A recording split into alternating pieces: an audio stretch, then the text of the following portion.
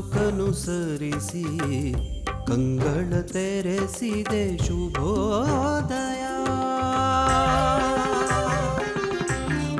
ಮೂಡಲ ಮನೆಯ ಮುಸುಕನು ಸರಿಸಿ ಕಂಗಳ ತೆರೆಸಿದೆ ಶುಭೋದಯ.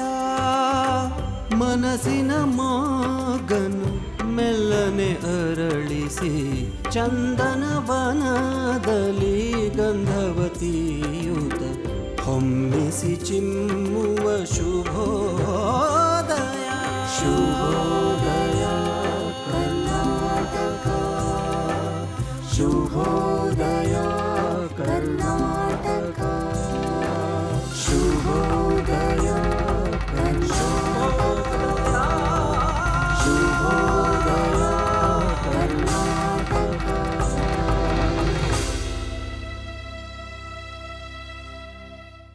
ಚಂದನ ವಾಹಿನಿಯ ಚಂದದ ವೀಕ್ಷಕರೆಲ್ಲರಿಗೂ ನಮಸ್ಕಾರ.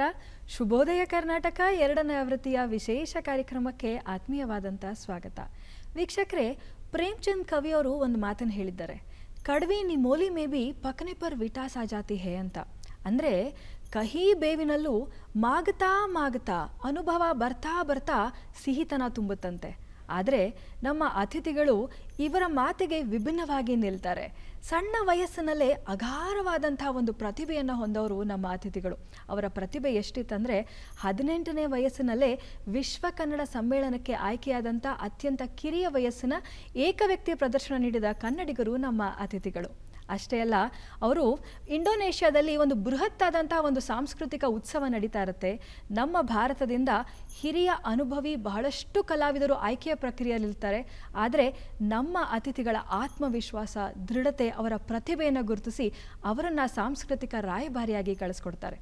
ಸಣ್ಣ ವಯಸ್ಸಿನಲ್ಲೇ ಜಗತ್ತಿನಾದ್ಯಂತ ಬಹಳಷ್ಟು ಕಾರ್ಯಕ್ರಮಗಳನ್ನು ನೀಡಿ UK, ಅಮೇರಿಕಾ ಹಾಗೂ ಅಮೇರಿಕಾದಲ್ಲಿ ಹಲವಾರು ವರ್ಷಗಳ ಕಾಲ ಅವರನ್ನು ಕರೆಸ್ಕೊಂಡು ಕಾರ್ಯಕ್ರಮಗಳನ್ನು ನೀಡಿಸಿದ್ದಾರೆ. ಇಂಡೋನೇಷ್ಯಾ, ಚೈನಾ, ಮಲೇಷ್ಯಾ, ಸಿಂಗಪೂರ್ ಜೊತೆಗೆ ನಮ್ಮ ಭಾರತಾದ್ಯಂತ ಪ್ರದರ್ಶನ ನೀಡ್ತಾ ಬಂದಿರುವಂತಹ ನಮ್ಮ ಅತಿಥಿಗಳು ಡಾಕ್ಟರ್ ಮಾಯಾರಾವ್ ಅವರು ಬೆಂಗಳೂರಿಗೆ ಒಂದು ನೃತ್ಯ ಶಾಲೆಯನ್ನು ಪ್ರಾರಂಭ ಮಾಡಿದಾಗ ಅವರ ಮೊದಲನೇ ಶಿಷ್ಯ ಇವರಾಗ್ತಾರೆ. ಕರ್ನಾಟಕದಾದ್ಯಂತ, ದಕ್ಷಿಣ ಭಾರತಾದ್ಯಂತ ಕಥಕ್ ಪ್ರದರ್ಶನವನ್ನು ನೀಡಿದಂತಹ ಮೊದಲಿಗ ಕನ್ನಡಿಗರು ನಮ್ಮ ಅತಿಥಿಗಳು. ಇವರ ಈ ಅಭೂತಪೂರ್ವ ಸೇವೆಯನ್ನು ಗುರುತಿಸಿ ಇವರಿಗೆ ನಾಟ್ಯ ಸರಸ್ವತಿ ಅನ್ನೋ ಬಿರುದನ್ನು ಕೊಡ್ತಾರೆ. ನೃತ್ಯ ನಿಪುಣೆ ಅಂತ ಹೇಳಿ ಕರೀತಾರೆ. ಹಾಗೆ ನಾಟ್ಯರಾಣಿ ಶಾಕುಂತಳೆ ಪ್ರಶಸ್ತಿಯನ್ನು ನೀಡಿ ಗೌರವಿಸ್ತಾರೆ. ಅಷ್ಟೇ ಅಲ್ಲ, ನಾಡಪ್ರಭು ಕೆಂಪೇಗೌಡ ಪ್ರಶಸ್ತಿ, ರಾಜ್ಯೋತ್ಸವ ಪ್ರಶಸ್ತಿ, ಕಲಾಶ್ರೀ ಪ್ರಶಸ್ತಿ ಹಾಗೂ ಇನ್ನೂ ಅನೇಕ ಪ್ರಶಸ್ತಿಗಳನ್ನು ಮುಡಿಗೇರಿಸಿಕೊಂಡಿದ್ದಾರೆ. ಇವರ ಈ ಎಲ್ಲ ಪ್ರತಿಭೆಗೆ ಕಿರೀಟಪ್ರಾಯವಾಗಿ ಕರ್ನಾಟಕ ಸಂಗೀತ ಮತ್ತು ನೃತ್ಯ ಅಕಾಡೆಮಿಯ ಪ್ರಸ್ತುತ ಅಧ್ಯಕ್ಷರಾಗಿ ಆಯ್ಕೆಯಾಗಿದ್ದಾರೆ. ಬನ್ನಿ ಹಾಗಾದರೆ ಕಾರ್ಯಕ್ರಮಕ್ಕೆ ಗೌರವದಿಂದ ಬರಮಾಡ್ಕೊಳ್ಳೋಣ. ಅವರೇ ನಾಟ್ಯ ನಿಪುಣೆ, ನಾಟ್ಯ ಸರಸ್ವತಿ ಶುಭಾ ಧನಂಜಯ್ ಅವರನ್ನು. ನಮಸ್ಕಾರ ಮೇಡಮ್, ಕಾರ್ಯಕ್ರಮಕ್ಕೆ ಪ್ರೀತಿಯ ಸ್ವಾಗತ. ನಮಸ್ಕಾರ. ಕರ್ನಾಟಕದ ಹಾಗೂ ವಿಶ್ವದಾದ್ಯಂತ ವೀಕ್ಷಿಸುತ್ತಿರುವಂತಹ ಎಲ್ಲ ಕಲಾಬಂಧುಗಳಿಗೂ ನಮಸ್ಕಾರ. ಇವತ್ತು ತಾಯಿ ಸರಸ್ವತಿಯೇ ಸಾಕ್ಷಾತ್ ನಮ್ಮ ಕಾರ್ಯಕ್ರಮಕ್ಕೆ ಆಗಮಿಸಿದ್ದಾರೆ ಅನ್ನೋ ಒಂದು ಸಂತೋಷ, ಹೆಮ್ಮೆ ನಮಗಿದೆ. ಇವತ್ತಿನ ಕಾರ್ಯಕ್ರಮವನ್ನು ಬಹಳಷ್ಟು ಚರ್ಚೆ ಮಾಡೋದಕ್ಕಿದೆ. ಒಂದೊಳ್ಳೆ ಮಾತಿನೊಂದಿಗೆ ಪ್ರಾರಂಭ ಮಾಡೋಣವಾ? ಖಂಡಿತ. ಬನ್ನಿ ವೀಕ್ಷಕರೇ, ಶುಭೋದಯ ಕರ್ನಾಟಕ 2ನೇ ಆವೃತ್ತಿಯ ವಿಶೇಷ ಕಾರ್ಯಕ್ರಮದಲ್ಲಿ ಒಂದೊಳ್ಳೆ ಮಾತು ನೋಡ್ಕೊಂಬರೋಣ. DV ಗುಂಡಪ್ಪನವರು ಹೇಳ್ತಾರೆ, ಎತ್ತಲೋ ಕಾಡು ಮಬ್ಬಿನ ಬಳ್ಳಿ ಮೊಗ್ಗಿನಲ್ಲಿ ಚಿತ್ರ ರಚನೆಗದೇಕೆ ತೊಡಗುವಳು ಪ್ರಕೃತಿ, ಕೃತ್ಯಕ್ಕೆ ತಾಂ ತರುವ ಶಕ್ತಿ ಗುಣ ಪೂರ್ಣತೆಯ ಸಾರ್ಥಕವೋ ಜೀವಿತಕ್ಕೆ ಮಂಕುತಿಮ್ಮ. ಕಾಡಿನಲ್ಲಿ ಯಾವುದೋ ಒಂದು ಮೂಲೆಯಲ್ಲಿರುವಂತಹ ಒಂದು ಬಳ್ಳಿಗೆ, ಒಂದು ಗಿಡಕ್ಕೆ ಸುಂದರವಾದಂತಹ ಚಿತ್ರವನ್ನು ನೀಡ್ತಾಳೆ ಪ್ರಕೃತಿ ಮಾತೆ. ಹಾಗಾದರೆ ನಾವು ಮಾಡುವ ಪ್ರತಿ ಕೆಲಸವನ್ನು ಕೂಡ ಅತ್ಯಂತ ಪರಿಪೂರ್ಣತೆಯಿಂದ, ನಿಷ್ಠೆಯಿಂದ, ದೃಢತೆಯಿಂದ ಮಾಡಿದ್ರೆ ನಮ್ಮ ಬದುಕಿಗೂ ನಾವು ಮಾಡುವ ಕೆಲಸಗಳಿಗೆ ಸಾರ್ಥಕತೆ ಅಲ್ಲವೇ? ಆ ಸಾರ್ಥಕತೆಗೆ ನಿದರ್ಶನವಾಗಿ ಇವತ್ತು ನಮ್ಮ ಅತಿಥಿಗಳು ನಮ್ಮ ಜೊತೆಯಲ್ಲಿದ್ದಾರೆ. ಸಣ್ಣ ವಯಸ್ಸಿನಲ್ಲೇ ಮಾಡೋ ಎಲ್ಲ ಕೆಲಸವನ್ನು ಪರಿಪಕ್ವತೆಯಿಂದ ಮಾಡಬೇಕು. ನಾನು ಕಲಿತ್ರೆ ಅಷ್ಟೇ ನಿಷ್ಠೆಯಿಂದ ಕಲಿತೀನಿ ಅಂತ ಹೇಳ್ತಿದ್ರಿ. ಆ ಸಣ್ಣ ವಯಸ್ಸಿನಲ್ಲಿ ಡಾಕ್ಟರ್ ಮಾಯಾರಾವ್ ಅವರ ಶಿಷ್ಯೆಯಾಗಿ ನಿಂತು ಕರ್ನಾಟಕದಾದ್ಯಂತ, ದಕ್ಷಿಣ ಭಾರತಾದ್ಯಂತ ಕಥಕ್ ಪ್ರದರ್ಶನವನ್ನು ನೀಡೋದಕ್ಕೆ ಪ್ರಾರಂಭ ಮಾಡಿದಂಥ ಮೊದಲಿಗ ಕನ್ನಡಿಗರು ನೀವು. ಹೇಳಿ, ಆ ದಿನಗಳ ಬಗ್ಗೆ ಏನು ಹೇಳ್ತೀರಿ? ಕಥಕ್ ನೃತ್ಯದ ಬಗ್ಗೆ ಹೇಳೋಕ್ಕಿಂತ ಮುಂಚೆ ನಾನು ಮೂಲತಃ ಭರತನಾಟ್ಯ ಕಲಾವಿದೆ. ಸಣ್ಣ ವಯಸ್ಸಿನಿಂದ ನಾನು ಕಲ್ತಿದ್ದು ಭರತನಾಟ್ಯ. ನನ್ನ ಗುರುಗಳು, ಮೊದಲ ಗುರುಗಳು ಶ್ರೀ ಎನ್ ಭಾಸ್ಕರ್, ಹಾಗೆ ಶ್ರೀ ಮುರಳೀಧರ್ ರಾವ್ ಅವ್ರ ಹತ್ರ ಕೂಡ ಅಭ್ಯಾಸ ಮಾಡಿದೆ. ಮತ್ತು ನನಗೆ ತುಂಬ ಜೀವನದಲ್ಲಿ ಎಲ್ಲ ಥರದ ನಿದರ್ಶನ ನೀಡಿದಂಥವರು ಮಧುರೈನ SV ಶ್ರೀನಿವಾಸ್ ಅವರು. ಚಿಕ್ಕ ವಯಸ್ಸಿಂದ ಅದೇನು ನೃತ್ಯ ಅಂದಿದ ತಕ್ಷಣ ಗೊತ್ತಿರಲಿಲ್ಲ, ಏನೇನು ಕನಸು ಕಟ್ಕೋಬೇಕಂತ ಗೊತ್ತಿರಲಿಲ್ಲ. ಆದರೆ ನೃತ್ಯ ಶಾಲೆಗೆ ಹೋಗಿದ ತಕ್ಷಣ ಒಂದೇ ಅನಿಸಿದ್ದು ಅಂತ ಹೇಳಿದ್ರೆ, ನಾನು ಈ ಒಂದು ಕಲೆನ ನಾನು ಯಾವತ್ತೂ ಬಿಡಬಾರ್ದು ಅಂತ ಹೇಳಿ. ಏನಾಗುತ್ತೆ, ನೃತ್ಯಗಾರರಿಗೆ they become very talented in many things. So ಆ ರೀತಿಲಿ ನನಗೆ ನೃತ್ಯದ ಜೊತೆ ಸ್ಪೋರ್ಟ್ಸ್ ಆಗಲಿ, ಬೇರೆ ಆ್ಯಕ್ಟಿವಿಟೀಸ್, ಮ್ಯೂಸಿಕ್, ವೀಣೆ ಎಲ್ಲದರಲ್ಲೂ ಕೂಡ ನಾನು ಭಾಳ ಆಸಕ್ತಿ ತೋರ್ತಾ ಅದನ್ನೆಲ್ಲ ಕಲಿತಾ ಬಂದೆ. ಸೊ ಭರತನಾಟ್ಯದಲ್ಲಿ ಕಲಿಬೇಕಾದ್ರೆ ಒಂದೇ ನನಗನ್ಸಿದ್ದು ಅಂತ ಹೇಳಿದ್ರೆ, ಮೆಡಿಕಲ್ ಇಂಜಿನಿಯರ್ ಎಲ್ಲರ ತಂದೆ ತಾಯಿ ಕನಸು. ಆದರೆ ನನಗೆ ಓದೋದಾದರೆ ನೃತ್ಯದಲ್ಲೇ ಜಾಸ್ತಿ ಓದಬೇಕು. ಯಾಕೆ ನೃತ್ಯಗಾರರಿಗೆ ಇಷ್ಟೊಂದಿದ್ದಾಗ ಯಾಕೆ ಅದರಲ್ಲೇ ನಾವು ಪದವಿ ಮತ್ತು ಎಲ್ಲ ಮಾಸ್ಟರ್ಸ್ ಎಲ್ಲ ಯಾಕೆ ಮಾಡ್ಕೋಬಾರ್ದು ಅಂತ ನನ್ನ ಅದೃಷ್ಟನೋ ನನ್ನ ಒಂದು ಯಾವ ಥರದ್ದು ಬ್ಲೆಸ್ಸಿಂಗ್ಸ್ ಅಂತ ಗೊತ್ತಿಲ್ಲ. ನನ್ನ ಗುರುಗಳಾದ ಮಾಯರಾವ್ ಅವರು ಆಗ್ತಾನೆ ಡೆಲ್ಲಿಯಿಂದ ತಮ್ಮ ಇನ್ಸ್ಟಿಟ್ಯೂಟ್ನ ಬ್ಯಾಂಗ್ಳೂರಿನಲ್ಲಿ ಸ್ಥಾಪನೆ ಮಾಡಿದ್ರು. ಅದರಿಂದ ನಾನು ಅವ್ರ ಹತ್ರ ಮೊದಲನೇ ಸ್ಟೂಡೆಂಟಾಗಿ ಫಸ್ಟ್ ಇಯರ್ ಆಫ್ ಕೊರಿಯೋಗ್ರಫಿ ಇನ್ ಬ್ಯಾಂಗ್ಳೂರ್ ಆ ಥರ ಒಂದು ಸೇರಿಕೊಂಡೆ. ಹಾಗೆ ಅವರ ಕಥಕ್ ಶಿಷ್ಯ ಇದೆ. ಬಹಳ ಸಂತೋಷ ಆಯಿತು. ಆ್ಯಕ್ಚುಲಿ ನನಗೆ ಮೊದಲಿಂದ ಯಾವ ಥರ ಇತ್ತು ಅಂತ ಹೇಳಿದ್ರೆ, ಒಂದು ಕಲೆನ ನಾವು ಒಂಚೂರು ಮುಟ್ಟೋದಕ್ಕೂ ಕೂಡ ಒಂದು ಜೀವಿತಾವಧಿ ಸಾಲದು. ಅದಂತೂ ಗೊತ್ತಿದ್ದು. ಏಕೆ ಅಂತ ಹೇಳಿದ್ರೆ, ನಾವು ಒಂದು ಕಲೆಯಲ್ಲಿ ತುಂಬ ಮಿಂದಾಗ ಅದಿನ್ನೂ ಕಲಿಯೋದು ತುಂಬ ಇದೆ ಅಂತ ಹೇಳ್ಕೊಂಡು ಯಾವಾಗಲೂ ಅದೇ ಥರ ಇರ್ತೀವಿ. ಅದರಿಂದ ಇನ್ನೊಂದು ಸ್ಟೈಲ್ ಕಲಿಬೋದೋ ಇಲ್ವೋ ಅಂತೇಳ್ಬಿಟ್ಟು ಆ ಒಂದು ಹಿಂಜರಿಕೆ ಇತ್ತು.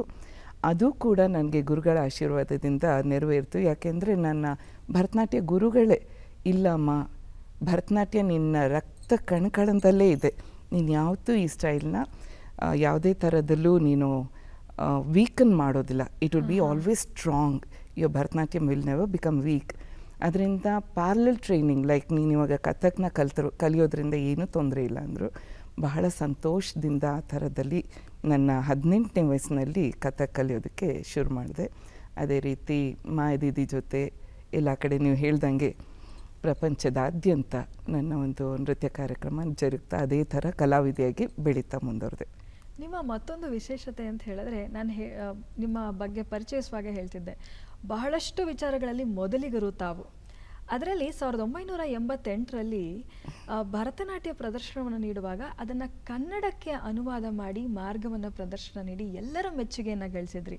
ಆ ಪ್ರಯತ್ನದ ಆಲೋಚನೆಯ ಹಿಂದಿನ ಕಥೆಯನ್ನು ತಿಳಿಸ್ಕೊಡಿ. ಎಲ್ಲರಿಗೂ ತಿಳಿದಿರೋ ಹಾಗೆ ಲೈಕ್ ಭರತನಾಟ್ಯದಲ್ಲಿ ತಮಿಳ್ ಕಂಪೋಸಿಷನ್ಸ್ ಜಾಸ್ತಿ ಇದೆ. ಆಮೇಲೆ ಆ್ಯಕ್ಚುಲಾಗಿ ಯಾರನ್ನಾದರೂ ಕೇಳಿದರೆ ಭರತನಾಟ್ಯದ ಉಗಮ ಸ್ಥಳ ಯಾವುದು ಅಂದರೆ ತಮಿಳ್ನಾಡು ಅಂತಾರೆ.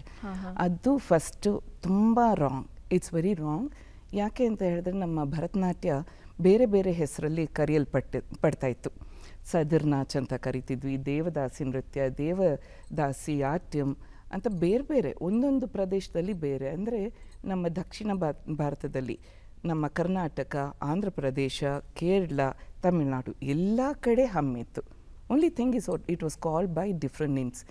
ಆ ಥರದಲ್ಲಿ ಅದು ಹೇಗೋ ಅಲ್ಲಿ ತಮಿಳ್ನಾಡಲ್ಲಿ ಅದಕ್ಕೆ ಜಾಸ್ತಿ ಮನ್ನಣೆ ಸಿಕ್ಕಿ ಅಲ್ಲಿದು ಕೃತಿಗಳು, ಅಲ್ಲಿಯ ಗುರುಗಳು ತಮ್ಮ ಒಂದು ತಮಿಳ್ ಭಾಷೆಯಲ್ಲಿ ಜಾಸ್ತಿ ಕೃತಿಗಳನ್ನ ಅಳವಡಿಸಿಕೊಳ್ಳೋದಕ್ಕೆ ಶುರುವಾಯಿತು.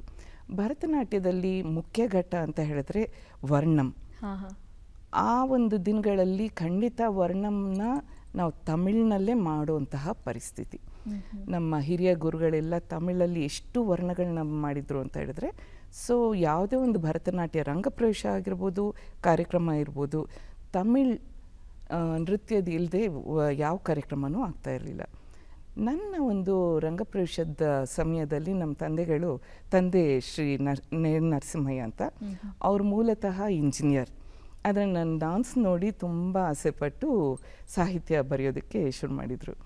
ನನ್ನ ಗುರುಗಳು ಹೇಳಿದರು, ಇದೊಂದು ತುಂಬ ಒಳ್ಳೆ ವರ್ಣ ಇದೆ, ಇದನ್ನು ಕನ್ನಡಕ್ಕೆ ಅನುವಾದ ಮಾಡ್ತೀರಾ ಅಂತ ಬಿಟ್ಟು ಅವ್ರು ಮಾಡಿದ್ರು. ತುಂಬ ಚೆನ್ನಾಗಿ ಬಂತು.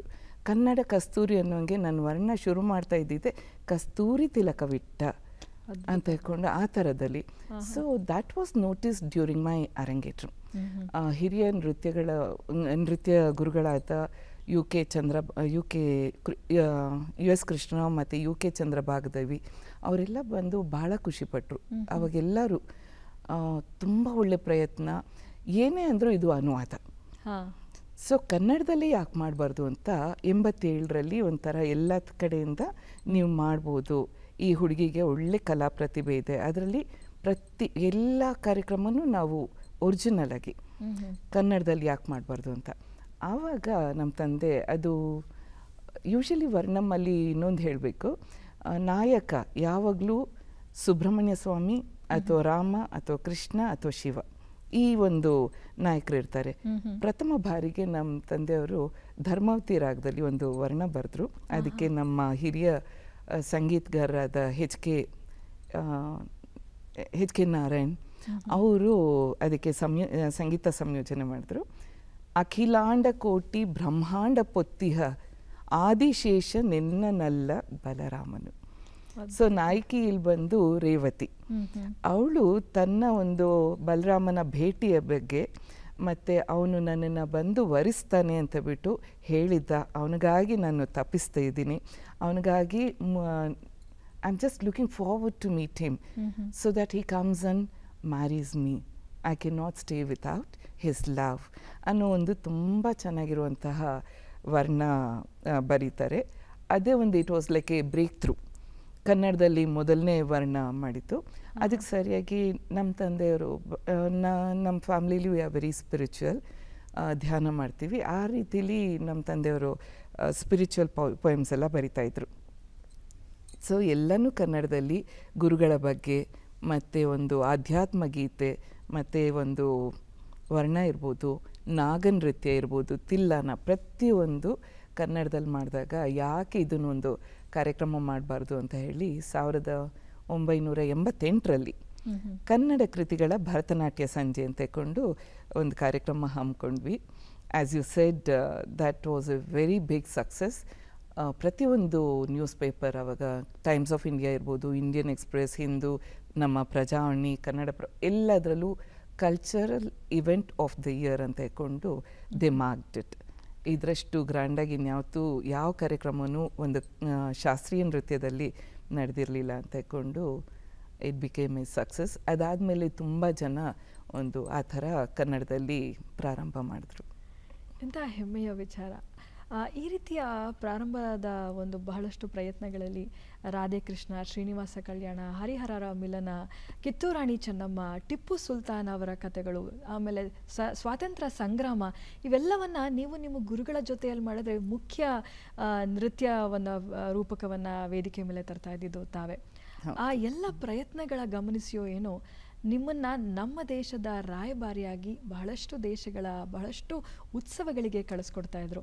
ಆ ಸಣ್ಣ ವಯಸ್ಸಿನಲ್ಲಿ ನೀವು ಮಾತಾಡ್ತಾ ಹೇಳಿದ್ರಿ ಸವಿ, ಎಷ್ಟೊಂದು ಸಲ ನಾನು ಅದನ್ನು ಹೇಳ್ಕೊಳ್ಳೋದಕ್ಕೆ ಹಿಂಜರಿತಿದ್ದೆ. ಯಾಕೆಂದರೆ ಆ ಸಣ್ಣ ವಯಸ್ಸಿನ ಪ್ರತಿಭೆ, ಆ ಪ್ರತಿಭೆ ಆಗಾರವಾಗಿದ್ದರೂ ಕೂಡ ಆ ಸಣ್ಣ ವಯಸ್ಸಿನವಳನ್ನು ಆಯ್ಕೆ ಮಾಡ್ತಿದ್ದಾರಲ್ಲ ಅನ್ನೋ ಒಂದು ಅಳುಕು ನನ್ನ ಮನಸ್ಸಲ್ಲಿ ಒಮ್ಮೆ ಬರ್ತಿತ್ತು. ಆದರೆ ಆ ಪ್ರತಿಭೆಯನ್ನು ನೋಡಿ ಎಲ್ಲರೂ ಬೆನ್ನು ತಟ್ಟಿದವರೇ ಹೆಚ್ಚು ಅಂತ ಹೇಳ್ತಿದ್ರಿ. ಆ ದಿನಗಳ ಬಗ್ಗೆ ಏನು ಹೇಳ್ತೀರಿ? ನೀವು ಹೇಳಿದ್ರಿ ಅಳುಕ್ತಾ ಇದ್ದೆ ಅಂತ ಬಿಟ್ಟು. ಅದೇ 18-19 ವರ್ಷಕ್ಕೇ ವಿಶ್ವ ಕನ್ನಡ ಸಮ್ಮೇಳನಕ್ಕೆ ಆಯ್ಕೆ ಇದೆ. ಸೊ ಯಾವ ರೀತಿ ಅಂತ ಹೇಳಿದ್ರೆ, ನಮ್ಮ ಮನೆತನದಲ್ಲಿ ಯಾರೂ ನೃತ್ಯ ಕಲಾವಿದರಿಲ್ಲ, ಅಥವಾ ನನ್ನ ಗುರುಗಳು ತಮಿಳ್ನಾಡಿಂದ ಬಂದಿದ್ದರು. ಬೆಂಗಳೂರಲ್ಲಿ ಏನಾಗ್ತಿದೆ ಅಂತ ಬಿಟ್ಟು ನಮ್ಮ ನೃತ್ಯ ಕ್ಷೇತ್ರದ ಬಗ್ಗೆ ಏನೂ ಗೊತ್ತಿಲ್ಲ. ಅದರಲ್ಲೂ ಕೂಡ ನನ್ನ ಪ್ರತಿಭೆ ಹೇಗೆ ಮಾತಾಡ್ತು ಅಂದರೆ, ಆವಾಗ ನಡೀತಾ ಇದ್ದಿದ್ದು ಎಲ್ಲ ಒಂದು ರಾಜ್ಯ ಮಟ್ಟದ ಒಂದು ಭರತನಾಟ್ಯ ಸ್ಪರ್ಧೆಯಲ್ಲಿ ಚಿನ್ನದ ಪದಕ ತೊಗೋತಿದ್ದೆ, ರೋಲಿಂಗ್ ಶೀಲ್ಡ್ ತೊಗೋತಿದ್ದೆ. ಸೊ ಯಾರಿಗೆ ಎಲ್ಲಿ ನೋಡಿದ್ರು ಕೂಡ ಶುಭ ಬಂದರೆ ಆ ಫಸ್ಟ್ ಪ್ರೈಸ್ ಅವ್ರ ರೋಲಿಂಗ್ ಶೀಲ್ಡ್ ಅಥವಾ ಚಿನ್ನದ ಪದಕ ಏನಿದ್ರು ಅವಳೇ ತೊಗೊಳೋದು ಅನ್ನೋಷ್ಟ್ರ ಮಟ್ಟಿಗೆ ಎಲ್ಲ ಕಡೆ ತೊಗೊಳ್ತಾ ಬಂದೆ. ನ್ಯಾಷನಲ್ ಫೆಸ್ಟಿವಲಲ್ಲಿ ಯೂತ್ ಅವಾರ್ಡ್ ಕೂಡ ಬಂತು. ಆಮೇಲೆ ಮುಖ್ಯವಾಗಿ ನಾನು 1988ರಲ್ಲಿ, it is a very remarkable year for me, all India ಇದರಲ್ಲಿ ಕಾಂಪಿಟಿಷನಲ್ಲಿ NCCನಲ್ಲಿ ಶಾಸ್ತ್ರೀಯ ನೃತ್ಯಕ್ಕೆ ಚಿನ್ನದ ಪದಕ ಬಂತು. So gold medal. ಸೊ ಅದು ಹೇಗಾಯಿತು ಅಂದರೆ, ನಮ್ಮ ರಾಜ್ಯಕ್ಕೆ ಬ್ಯಾನರ್ ತರೋದ್ರಲ್ಲಿ ಬಹಳ ಕಾರಣವಾಯಿತು. ಆಗಿನ ನಮ್ಮ ಪ್ರಧಾನಮಂತ್ರಿಗಳಾದ ಶ್ರೀ ರಾಜೀವ್ ಗಾಂಧಿ ಗಾಂಧಿ ಅವರು. ಅವರ ಹಸ್ತದಿಂದ ನಮ್ಮ ರಾಜ್ಯಕ್ಕೆ ಬ್ಯಾನರ್ ತಂದಂತಹ ಹೆಮ್ಮೆ ನಮ್ಮ ಒಂದು ಪೀರಿಯಡ್ದಾಯಿತು. ಸೊ ಈ ಎಲ್ಲ ಕಾರಣದಿಂದ ನಾನು ಲಂಡನ್ನಿಗೆ ಅಷ್ಟು ಚಿಕ್ಕ ವಯಸ್ಸಲ್ಲಿ ಸೆಲೆಕ್ಟ್ ಆಗಿದ್ದು. ಸೊ ಅಲ್ಲಿಂದ ಬಂದಿದ ತಕ್ಷಣ ಎಲ್ಲರ ಕಣ್ಣು ನನ್ನ ಮೇಲೆ ಬಿದ್ದಿತ್ತು. ಇಷ್ಟು ಸಣ್ಣ ವಯಸ್ಸಿನಲ್ಲಿ ಈ ಥರ ಇಡೀ ರಾಜ್ಯಕ್ಕೆ ಮುಖ್ಯ ನೃತ್ಯಗಾತಿಯಾಗಿ ಹೋಗಿ ಬಂದಿದ್ದಾಳೆ ಅಂತ ಎಲ್ಲ ಕಡೆ ಸನ್ಮಾನ ಮಾಡೋಕ್ಕೆ ಕರೀತಾಯಿದ್ರು. ನಿಮಗೆ ಸನ್ಮಾನ ಇಟ್ಕೊಂಡಿದ್ದೀವಿ ಅಂತ ಧರ್ಮಸ್ಥಳದಲ್ಲಿ ಲಕ್ಷದೀಪೋತ್ಸವದಲ್ಲಿ ನಿಮ್ಮದೇ ಇದು ಸೋಲೋ ನೃತ್ಯ, ಆಮೇಲೆ ಮೈಸೂರು ದಸರಾದಲ್ಲಿ ಅಲ್ಲೆಲ್ಲ ಅಂಥ ದೊಡ್ಡ ಕಾರ್ಯಕ್ರಮಗಳು ಭಾಳ ದೊಡ್ಡ ಹಿರಿಯ ಕಲಾವಿದರು ಮಾಡ್ತಾ ಇದ್ದಿದ್ದು ಸಮಯ ಅದು. ಅದೇ ಒಂದು ಶ್ರೇಣಿಲಿ ನನಗೆ ಕೊಡ್ತಾಯಿದ್ರು. I use to feel very humbled. ಯಾಕೆ ಅಂದರೆ ಯಾರಾದರೂ ನನ್ನನ್ನು ಸನ್ಮಾನ ಮಾಡ್ತಾರೆ ಅಂದರೆ ನಾನೇನೂ ಮಾಡಿಲ್ಲ ಅನ್ನೋದು ತುಂಬ ಮನಸ್ಸಿಗೆ ಬರ್ತಿತ್ತು. ಯಾಕೆ ಅಂತ ಹೇಳಿದ್ರೆ ನಾನು ಮಾಡಿದ್ದು I just love dancing, I just love practising. ನನಗೆ ನೃತ್ಯ ಬಿಟ್ಟರೆ ಬೇರೆ ಜಗತ್ತೇ ಇಲ್ಲ ಅನ್ನೋಂಗೆ ಅದ್ರಲ್ಲಿ ಪೂರ್ತಿ ತನ್ನಿಲ್ಲಳಾಗ್ತಿದ್ದೆ. ಬೇರೆಯವ್ರು ಏನೇನೋ ಅಚೀವ್ ಮಾಡಿದ್ದಾರೆ, ನನ್ನನ್ನು ಯಾಕೆ ಕರೆದು ಸನ್ಮಾನ ಮಾಡ್ತಾರೆ ಅನ್ನೋದು ಅದು ಆವಾಗಲೂ ಇತ್ತು, ಸ್ವಲ್ಪ ಇವಾಗಲೂ ಇದೆ. ಬಹುಶಃ ಅದಕ್ಕೆ ಅನ್ಸುತ್ತೆ ಹಿರಿಯರು ಹೇಳೋದು ತುಂಬಿದ ಕೊಡ ಯಾವತ್ತೂ ತುಳ್ಕೋದಿಲ್ಲ ಅಂತ. ಅದಕ್ಕೆ ನೀವೇ ನಿದರ್ಶನವಾಗಿ ನಿಲ್ತೀರಿ. ನಿಮ್ಮ ನಿರ್ದೇಶನ ಸಂಯೋಜನೆಗಳು ಎಷ್ಟು ಅದ್ಭುತವಾಗಿ ಮೂಡಿ ಬರ್ತಿತ್ತು ಅಂದರೆ, ಈಗ ಸಾವಿರಾರು ನಿಮ್ಮ ವಿದ್ಯಾರ್ಥಿಗಳು PhD ಮಾಡಿದ್ದಾರೆ, ಇದೇ ಕ್ಷೇತ್ರದಲ್ಲಿ ಸಾಧನೆಗೈದಿದ್ದಾರೆ. ಅವರು ಕೂಡ ದೇಶ ವಿದೇಶಗಳಲ್ಲಿ ಪ್ರದರ್ಶನ ನೀಡ್ತಾ ಇದ್ದಾರೆ. ಇತ್ತೀಚೆಗಷ್ಟೇ ಚಿನ್ನಸ್ವಾಮಿ ಕ್ರೀಡಾಂಗಣದಲ್ಲಿ 550 ವಿದ್ಯಾರ್ಥಿಗಳಿಗೆ ತಾವು ನಿರ್ದೇಶನ ಮಾಡಿ ಸಂಯೋಜನೆ ಮಾಡಿದಂಥ ನೃತ್ಯ ಪ್ರದರ್ಶನ ಆಯಿತು. ಮೈಸೂರು ದಸರಾದಲ್ಲೂ ಕೂಡ ಬನ್ನಿ ಮಂಟಪದಲ್ಲೂ ಕೂಡ ಅದ್ಭುತವಾಗಿ ಬಹಳಷ್ಟು ಕಲಾವಿದರನ್ನು ಒಟ್ಟುಗೂಡಿಸಿ 650 ಜನ. ಹೇಳಿ, ಹೇಗೆ ಈ ನಿಮ್ಮ ವಿದ್ಯಾರ್ಥಿಗಳನ್ನ ತಯಾರಿ ಮಾಡ್ತಾ ಇದ್ದೀರಿ? ನನಗೆ ಚಿಕ್ಕವಳಿಂದನೂ, ಆ್ಯಕ್ಚುಲಿ ನಾನು ತುಂಬ ಚಿಕ್ಕವಳು, 7-7.5 ವರ್ಷ ಇದ್ದಾಗ್ಲೂ ನಾನು ಡಾನ್ಸ್ ಕ್ಲಾಸಲ್ಲಿ ಏನು ಕಲಿತೀನಿ ಬೇರೆಯವ್ರ ಮುಂದೆ ಮಾಡೋದಿಲ್ಲ. ಅಂದರೆ ಸಡನ್ನಾಗಿ ಮನೆಗೆ ಯಾರೋ ಅತಿಥಿಗಳು ಬಂದರು, ಏನಮ್ಮ ನೀನು ನೃತ್ಯ ಕಲಿತಿದ್ದೀಯಂತೆ, ಡಾನ್ಸ್ ಕ್ಲಾಸಿಗೆ ಹೋಗ್ತೀಯಂತೆ, ಸ್ವಲ್ಪ ತೋರಿಸು ಅಂದರೆ ಇಲ್ಲ, ನನ್ನ ಗುರುಗಳ ಮುಂದೆ ಮಾತ್ರ ಮಾಡೋದು ಅನ್ನೋದು ಆ ಒಂದು ಅಭಿಮಾನ, ಸ್ವಾಭಿಮಾನ ತುಂಬ ಇಟ್ಕೊತಿದ್ದೆ. ಬಟ್ ಇದ್ರ ಜೊತೆ ನಾನು ಏನು ಕಲ್ತಿದ್ದೀನಿ, ನನ್ನ ತಂಗಿಯರ ಫ್ರೆಂಡ್ಸು, ನಮ್ಮ ರೋಡಲ್ಲಿ ಯಾರ್ಯಾರಿದ್ದಾರೆ ಎಲ್ಲರನ್ನೂ ಕರೆದ್ಬಿಟ್ಟು ನಾನು ಇವತ್ತೇನು ಕಲಿತೆ ಅದನ್ನು ಹಂಚ್ಕೊಳ್ಳೋಕೆ ತುಂಬ ಇಷ್ಟಪಡ್ತಾಯಿದ್ದೆ. ಸೊ ಸೀನಿಯರ್ಸ್ ಎಲ್ಲ ಮಾಡ್ತಾಯಿದ್ರು, ಬ್ರೋಚೇವ ರೆವರುರ ನಿನುವಿನ ರಘುವರ. ಸೊ ಹೀಗೆ ಮಾಡಿದ್ರೆ ಬ್ರೋಚೇವ ಮಾಡ್ತಾರೆ, ನಿನುವಿನ ಅಂತಾರೆ, ಹಿಂಗಂದರೆ ಅದು ರಾಮ, ಹಿಂಗೆ ಅದು ಹಸ ಎಲ್ಲ ನೀಟಾಗಿರ್ತಿಲ್ಲ, ಬಟ್ ಅವ್ರನ್ನ ಮಾಡೋದು ನೋಡಿ ಹಿಂಗೆ ಇಟ್ಕೋಬೇಕು, ಇದು ರಾಮ ಏನೋ, ಹಿಂಗಂದರೆ ಸೀತಾ ಏನೋ ಅಂತಕೊಂಡು ಏನೋ ಒಂದು ಆ ಕ್ಯೂರಿಯಾಸಿಟಿ ಎಷ್ಟಿತ್ತು ಅಂದರೆ, ನನಗೆಲ್ಲ ಗೊತ್ತು ಅನ್ನೋಂಗೆ ನನ್ನ ಫ್ರೆಂಡ್ಸು, ನನ್ನ ತಂಗಿಯರ ಫ್ರೆಂಡ್ಸ್ ಅವ್ರನ್ನೆಲ್ಲ ಕರ್ಕೊಂಡು ಬಂದು ನನ್ನದೇ ಒಂದು ನೃತ್ಯ ಸಂಯೋಜನೆ ಮಾಡಿ ನಮ್ಮ ಮನೆಯ ಅಂಗಳದಲ್ಲಿ ಅವರಿಗೆಲ್ಲ ನಂದು ಏನೇನೋ ಕಾಸ್ಟ್ಯೂಮ್ಸ್ ಕೊಟ್ಟು ನೀವೆಲ್ಲ ಮಾಡಿ ಅಂತ ನನ್ನದೇ ಒಂದು ಸಾಹಿತ್ಯ, ಏನೋ ಒಂದು ಕೃಷ್ಣನಿಗೆ ರಾಧೆ ಅಂದರೆ ಇಷ್ಟ, ರಾಧೆ ಕೃಷ್ಣ ನೀವಿಬ್ಬರು ನಮ್ಮ ಮನೆಗೆ ಬರಬೇಕು, ಏನೋ ಒಂದು ಹೇಳಿಬಿಟ್ಟು ಅವ್ರಿಗೆ ಡಾನ್ಸ್ ಮಾಡಿಸ್ತಾ ಇದ್ದೆ. ನಗು ಬರ್ತಾಯಿತ್ತು. ಅದಕ್ಕೆಲ್ಲ ನಮ್ಮ ತಾಯಿ ನೋಡಿ ಸಂತೋಷ ಪಡ್ತಾಯಿದ್ರು, ಏನೋ ಮಗಳು ಏನೂ ಮಾಡ್ತಿದ್ದಾಳೆ ಅಂತ ಬಿಟ್ಟು. ಆ ಒಂದು ಸಂತೋಷ ಏನಾಗುತ್ತೆ ಅಂದರೆ, ಹೌದು ನಾನು ಮಾಡ್ತಿರೋದು ಎಲ್ಲ ಕರೆಕ್ಟಾಗಿದೆ ಅಂತ ಹೇಳ್ಕೊಂಡು ಅದೇ ಒಂದು ಇದರಲ್ಲಿ ಬೆಳೆದಾಗ I really wanted to share my art all the time. ಈ ಒಂದು ಇದರಲ್ಲಿ ನಮ್ಮ ತಂದೆ ಏನಂದರು, ಇಲ್ಲಮ್ಮ ನೀನು ನೃತ್ಯದಲ್ಲಿ ಒಳ್ಳೆ ಸಾಧನೆ ಮಾಡ್ತಾಯಿದ್ಯಾ, ಇಡೀ ಪ್ರಪಂಚದಾದ್ಯಂತ ಹೋಗ್ತಿದ್ಯಾ, ಅಪ್ಪಿತಪ್ಪಿ ನೀನು ಡಾನ್ಸ್ ಟೀಚರ್ ಆಗಬಾರ್ದು. ಯಾಕೆ ಅಂದರೆ ಡಾನ್ಸ್ ಟೀಚರ್ ಆಗಿದ ತಕ್ಷಣ ದಪ್ಪ ಆಗಿಬಿಡ್ತಾರೆ, ನೃತ್ಯ ಪ್ರದರ್ಶನದ ಕಡೆ ಸ್ವಲ್ಪ ಕಮ್ಮಿ ಆಗುತ್ತೆ ಗಮನ, ಅದಕ್ಕೆ ನೀನು ಬೇಡ ಅಂತ. ಸೊ ನಾನು ನನ್ನ ಗುರುಗಳಿಗೆ ಹೇಳಿಬಿಟ್ಟು, ಸರ್ ಪ್ಲೀಸ್ ಪಪ್ಪಂಗೆ ಹೇಳಿ ನಂಗೆ ಹೇಳ್ಕೊಡೋಕ್ಕೆ ಇಷ್ಟ. ಆ್ಯಸ್ ಇಟ್ ಈಸ್ ನನ್ನ ಗುರುಗಳ ಕ್ಲಾಸಲ್ಲಿ ಏನೇನೋ ಅವರು ಬೇರೆ ಒಂದು ಸ್ವಲ್ಪ ಮೇಲ್ ಸ್ಟೂಡೆಂಟ್ಸ್ಗೆಲ್ಲ ಕ್ಲಾಸ್ ತಗೋಬೇಕಾದ್ರೆ ಈ ಹೆಣ್ಮಕ್ಳನ್ನೆಲ್ಲ ಕರ್ಕೊಂಡು ಅವ್ರು ಅದನ್ನು ಮುಗಿಸೋ ಅರ್ಧ ಗಂಟೆಯಲ್ಲಿ ಒಂದು ಕಂಪೋಸಿಷನ್ ಮಾಡಿ ತೋರಿಸ್ಬಿಡ್ತಿದ್ದೆ. ಆ ರೀತಿ ಆ ಒಂದು ಇಂಟ್ರೆಸ್ಟ್ ತುಂಬ ಇತ್ತು ನನಗೊಂದು. ನನ್ನ ಸ್ಟೂಡೆಂಟ್ಸ್ ನಂದು ಅಕ್ಕಪಕ್ಕ ಇರಬೇಕು, ನಾನು ಚೆನ್ನಾಗಿ ಕೊರಿಯೋಗ್ರಫಿ ಮಾಡಿ ಅವ್ರಿಗೆ ಏನೇನೋ ಹೇಳ್ಕೊಡ್ಬೇಕಂತ ತುಂಬ ಮುಂಚಿಂದನೂ ಇದ್ದಿದ್ದರಿಂದ ಅಂತೂ ನಮ್ಮ ಪಪ್ಪನ ಜೊತೆ ತುಂಬ ಆವಾಗ ಸೂರ್ಯನಾರಾಯಣ್ ಚಳಗರು ಅಂತ ಇದ್ದರು, ದೊಡ್ಡ ಹಿರಿಯ ಸಾಹಿತಿಗಳು. ಅವರು ಪಾಪ ತುಂಬ ಕ್ಲೋಸ್ ಇದ್ದರು. ಅವ್ರ ಹತ್ರ ಹೇಳಿಬಿಟ್ಟು ಅಂಕಲ್ ಹೇಳಿ ಪಪ್ಪಂಗೆ ನಾನು ಡಾನ್ಸ್ ಕ್ಲಾಸ್ ಓಪನ್ ಮಾಡಬೇಕು ಅಂತ ಬಿಟ್ಟು ಆವಾಗ ಅವರು ಇನ್ನೊಂದು ಥರ ಹೇಳಿದ್ರು, ನೋಡಿ ನರಸಿಂಹಯ್ಯನವರೇ, ನಿಮ್ಮ ಮಗಳು ಇವಾಗ ಕೊರಿಯೋಗ್ರಫಿ ಕೋರ್ಸ್ ಮಾಡ್ತಾ ಇದ್ದಾಳೆ, ಮುಂದೆ ಒಂದು ದೊಡ್ಡ ಕೊರಿಯೋಗ್ರಫರ್ ಆಗ್ತಾಳೆ, ನಮ್ಮ ದೇಶದಲ್ಲಿ ತುಂಬ ಅತ್ಯುನ್ನತ ಮಟ್ಟದಲ್ಲಿ ಶಾಸ್ತ್ರೀಯ ನೃತ್ಯದಲ್ಲಿ ನೃತ್ಯ ಸಂಯೋಜನೆ ಅಂದರೆ ದೊಡ್ಡ ಹೆಸರು ಮಾಡ್ತಾಳೆ. ಆ ಸಂದರ್ಭದಲ್ಲಿ ಅವಳಿಗೆ ಅವಳದೇ ಆದಂಥ ಶಿಷ್ಯವೃಂದ ಇರಬೇಕು.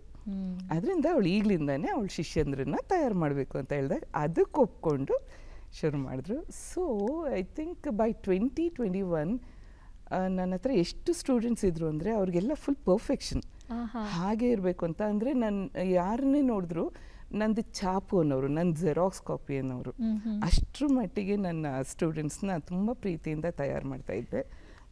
ಈಗಲೂ ಎಲ್ಲಾದರೂ ಹೋದರೆ ತುಂಬ ದೊಡ್ಡವ್ರು ಬಂದು, ಮೇಡಮ್ ನಿಮಗೆ 30 ವರ್ಷದ ಹಿಂದೆ ನಿಮ್ಮ ಸ್ಟೂಡೆಂಟ್ ಆಗಿದ್ದೆ ಅಂತ ಬಿಟ್ಟು ಅವ್ರ ಮಗಳ ಜೊತೆ ಕರ್ಕೊಂಬರ್ತಾರೆ.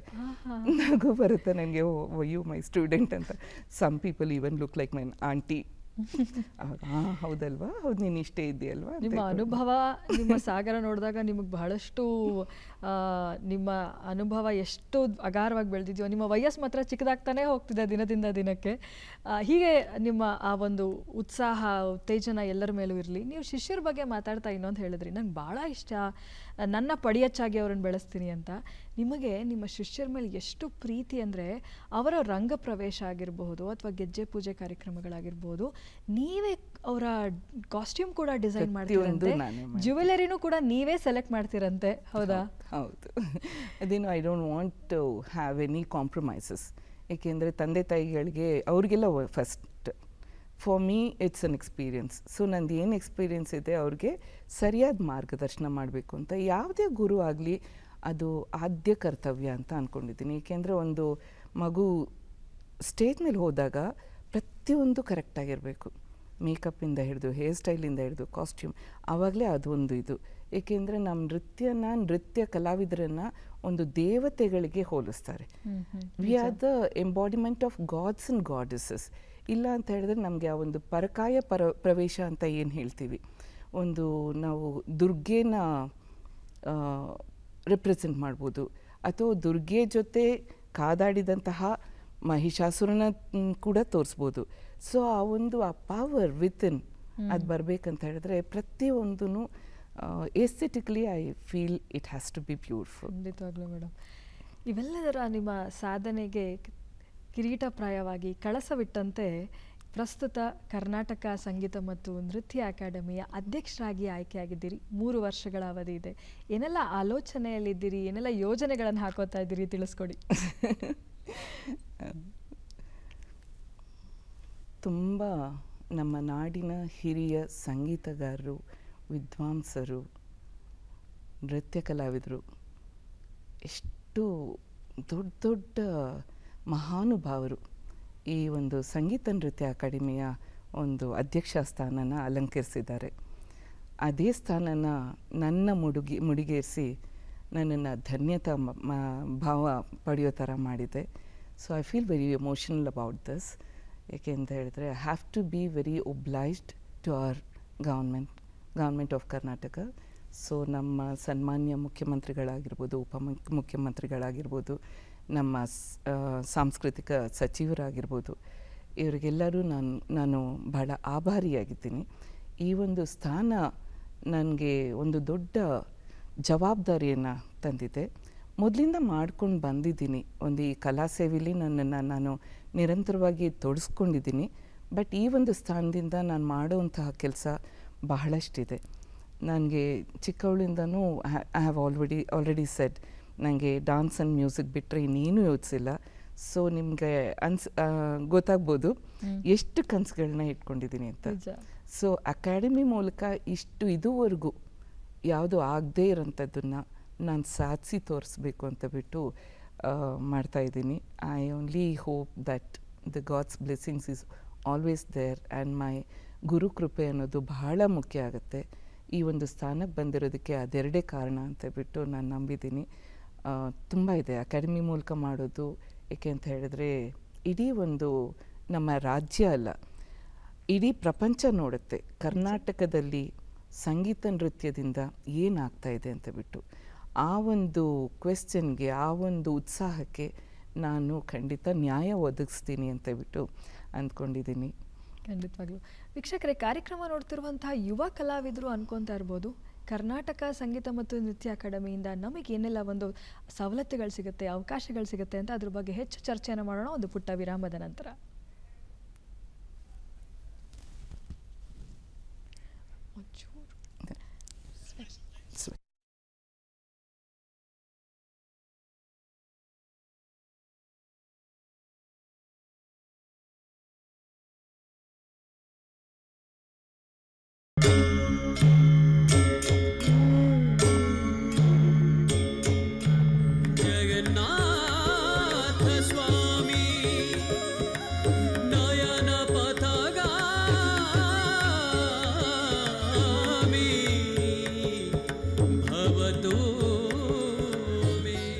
You have neither hands nor feet, but you move in every moment.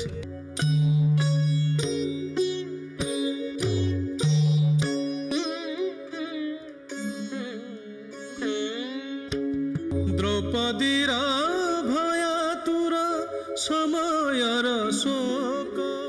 Hey Prabhu, where can I see you? Where can I find you? How can I ever understand you?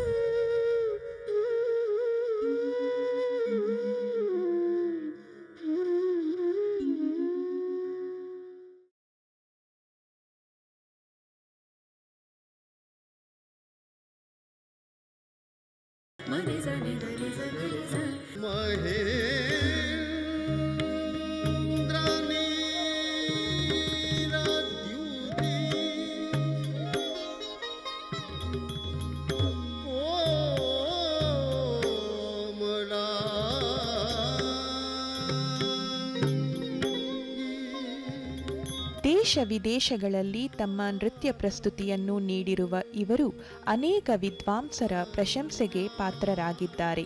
ವಿದುರನ ಭಾಗ್ಯವಿದು ಇದ ಕಂಡು ಜಗವೆಲ್ಲ ತಲೆದೋಗುತ್ತಿರುವುದು. ವಿದುರನ ಭಾಗ್ಯವಿದು.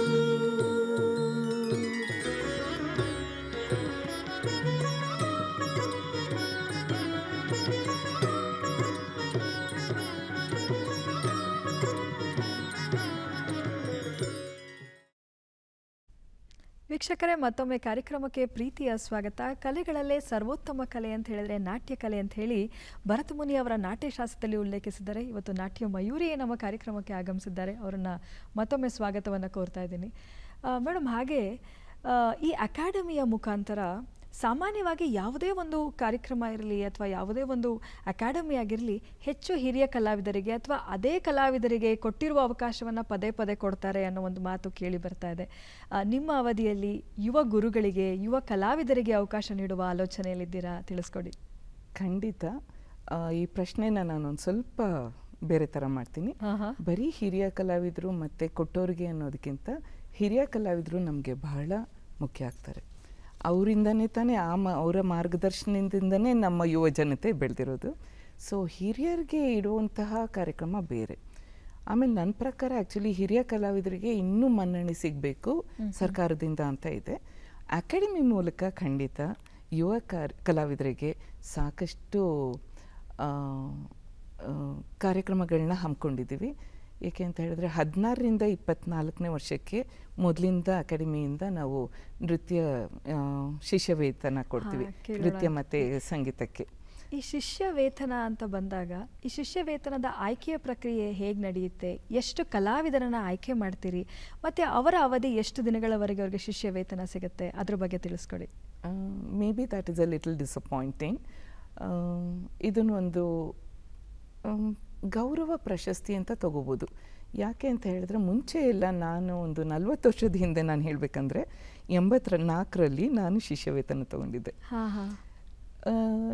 ಮನೆಯಲ್ಲಿ ಇಂಜಿನಿಯರು, ಸೊ ದುಡ್ಡಿಗೆ ಏನು ಹಣಕಾಸಿನ problem ಇಲ್ಲ. But ನನಗೆ ಒಂದು ತಿಂಗಳಿಗೆ 100 ರೂಪಾಯಿ ಅಂದರೆ ಒಂದು ಚೆಕ್ಕಲ್ಲಿ 600ರಿಂದ 800 ರೂಪಾಯಿ ಬರ್ತಾಯಿತ್ತು. ಆ ಚೆಕ್ ನೋಡಿದಾಗ ಆಗ್ತಾ ಇದ್ದಿದ್ದು ಸಂತೋಷ, ದ ಸೆನ್ಸ್ ಆಫ್ ಪ್ರೈಡ್ ಇತ್ತಲ್ಲ, ಇಟ್ ಈಸ್ ಟೋಟಲಿ ಅನ್ಇಮ್ಯಾಜಿನಬಲ್. ಆ ಥರ ಆವಾಗೆಲ್ಲ 3 ವರ್ಷ ಇರ್ತಿತ್ತು. ಅದು ಯಾವ ಪೀರಿಯಡ್ನಲ್ಲಿ ಚೇಂಜ್ ಆಯಿತೋ ನನಗೆ ಗೊತ್ತಿಲ್ಲ. ಅದಾದಮೇಲೆ ಒಂದೇ ವರ್ಷ ಕೊಡ್ತೀವಿ, ಒಂದೇ ಕಂತಿನಲ್ಲಿ ಕೊಡ್ತೀವಿ ಅಂತ 5,000 ಮಾಡಿದ್ರು. That was disappointing. ಏಕೆ ಅಂತ ಹೇಳಿದ್ರೆ ಸಂಗೀತ ನೃತ್ಯದ ಶಿಷ್ಯ ವೇತನ ಅಂತ ಹೇಳಿದಾಗ ಆ ನೃತ್ಯ ವಿದ್ಯಾರ್ಥಿಗೆ ಅದು ಹೆಲ್ಪ್ ಆಗಬೇಕು.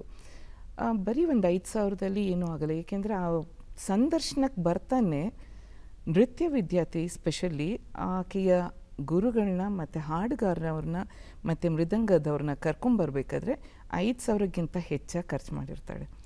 ಖರ್ಚು ಮಾಡಿದ್ಮೇಲೆ ಆಯ್ಕೆ ಪ್ರಕ್ರಿಯೆಯಲ್ಲಿ ಆಯ್ಕೆ ಆದಮೇಲೆ ಅವ್ರಿಗೆ 5,000 ಕೊಡೋದ್ರಲ್ಲಿ ದ ವಾಸ್ ನೋ ಪಾಯಿಂಟ್.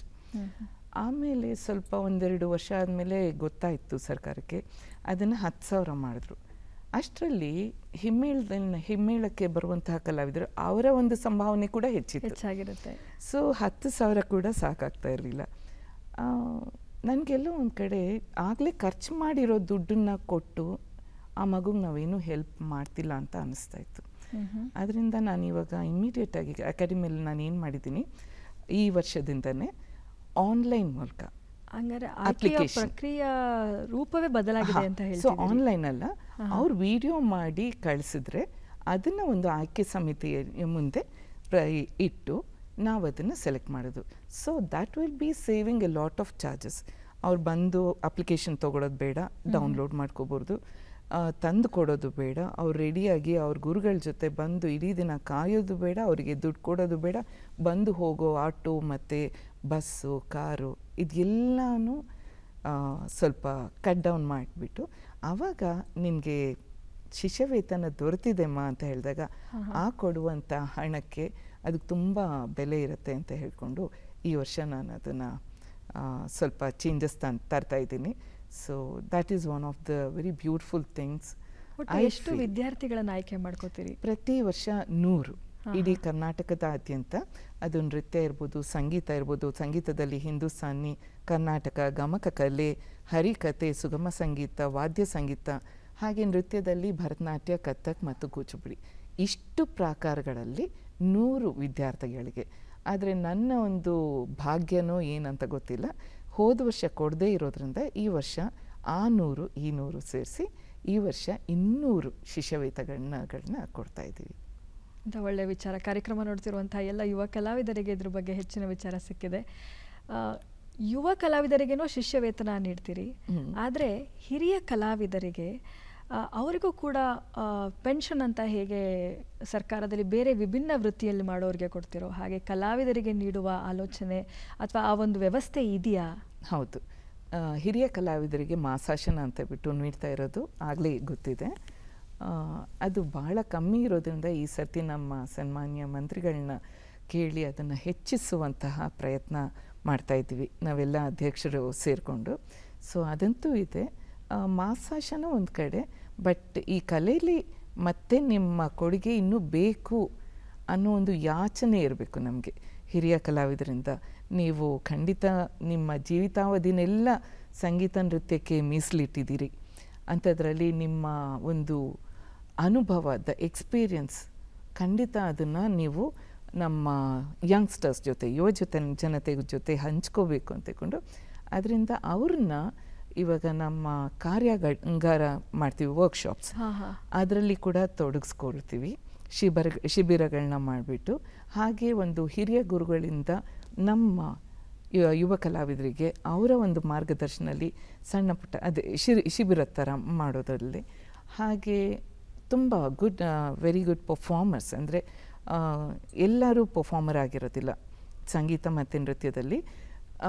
ಯಾರು ಒಳ್ಳೆ ಪರ್ಫಾರ್ಮರ್ ಇದ್ದಾರೆ ಅಂಥವ್ರನ್ನ ನಮ್ಮ ಅಖಿಲ ರಾಷ್ಟ್ರೀಯ ಸಂಗೀತ ನೃತ್ಯೋತ್ಸವದಲ್ಲಿ ಅವ್ರಿಗೆ ಆಹ್ವಾನ ನೀಡಿ ಅವರ ಒಂದು ಕಾರ್ಯಕ್ರಮವನ್ನು ಏರ್ಪಡಿಸಿ ಅವರಿಗೆ ಒಂದು ಗೌರವ ಸಲ್ಲಿಸಬೇಕು ಅಂತ ಬಿಟ್ಟು ಬಹಳ ಆಸೆ ಇದೆ.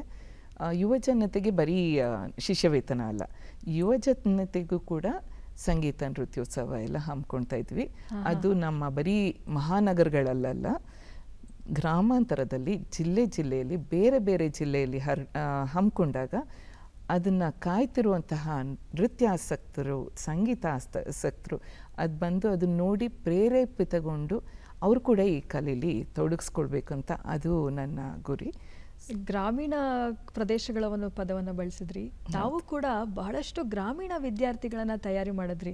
ನಿಮ್ಮ ಹತ್ರ ಯಾರೇ ಬಂದು ನಾನು ನೃತ್ಯನ ಕಲಿಬೇಕು ಅಂತಂದಾಗ ನೃತ್ಯಕ್ಕೆ ಯಾವುದೇ ಆದಂಥ ಒಂದು ಕಟ್ಟುಪಾಡುಗಳಿಲ್ಲ ಅಂತ ಹೇಳಿ ಎಲ್ಲ ವಿದ್ಯಾರ್ಥಿಗಳನ್ನು ತಮ್ಮ ಎರಡೂ ತೋಳುಗಳಿಂದ ಆಲಿಂಗನ ಮಾಡಿಕೊಂಡು ತಾಯಿ ಒಂದು ಮಗುವನ್ನು ಹೇಗೆ ಪ್ರೀತಿ ಮಾಡ್ತಾರೋ ಹಾಗೆ ಬೆಳೆಸಿದ್ರಿ. ಸೊ ಈಗ ತಾವು ಅಧ್ಯಕ್ಷರಾಗಿರೋದ್ರಿಂದ ಗ್ರಾಮೀಣ ಮಟ್ಟದ ಪ್ರತಿಭೆಗಳನ್ನು ಹೆಕ್ಕಿ ತೆಗೆಯೋ ಪ್ರಯತ್ನ ಇದೆಯಾ? ಅವ್ರಿಗಾಗಿ ವಿಶೇಷ ಕಾರ್ಯಾಗಾರಗಳು ಅಥವಾ ಸಾಂಸ್ಕೃತಿಕ ಉತ್ಸವಗಳು ಮಾಡೋ ಆಲೋಚನೆಯಲ್ಲಿದ್ದೀರಾ? ಹೇಗೆ?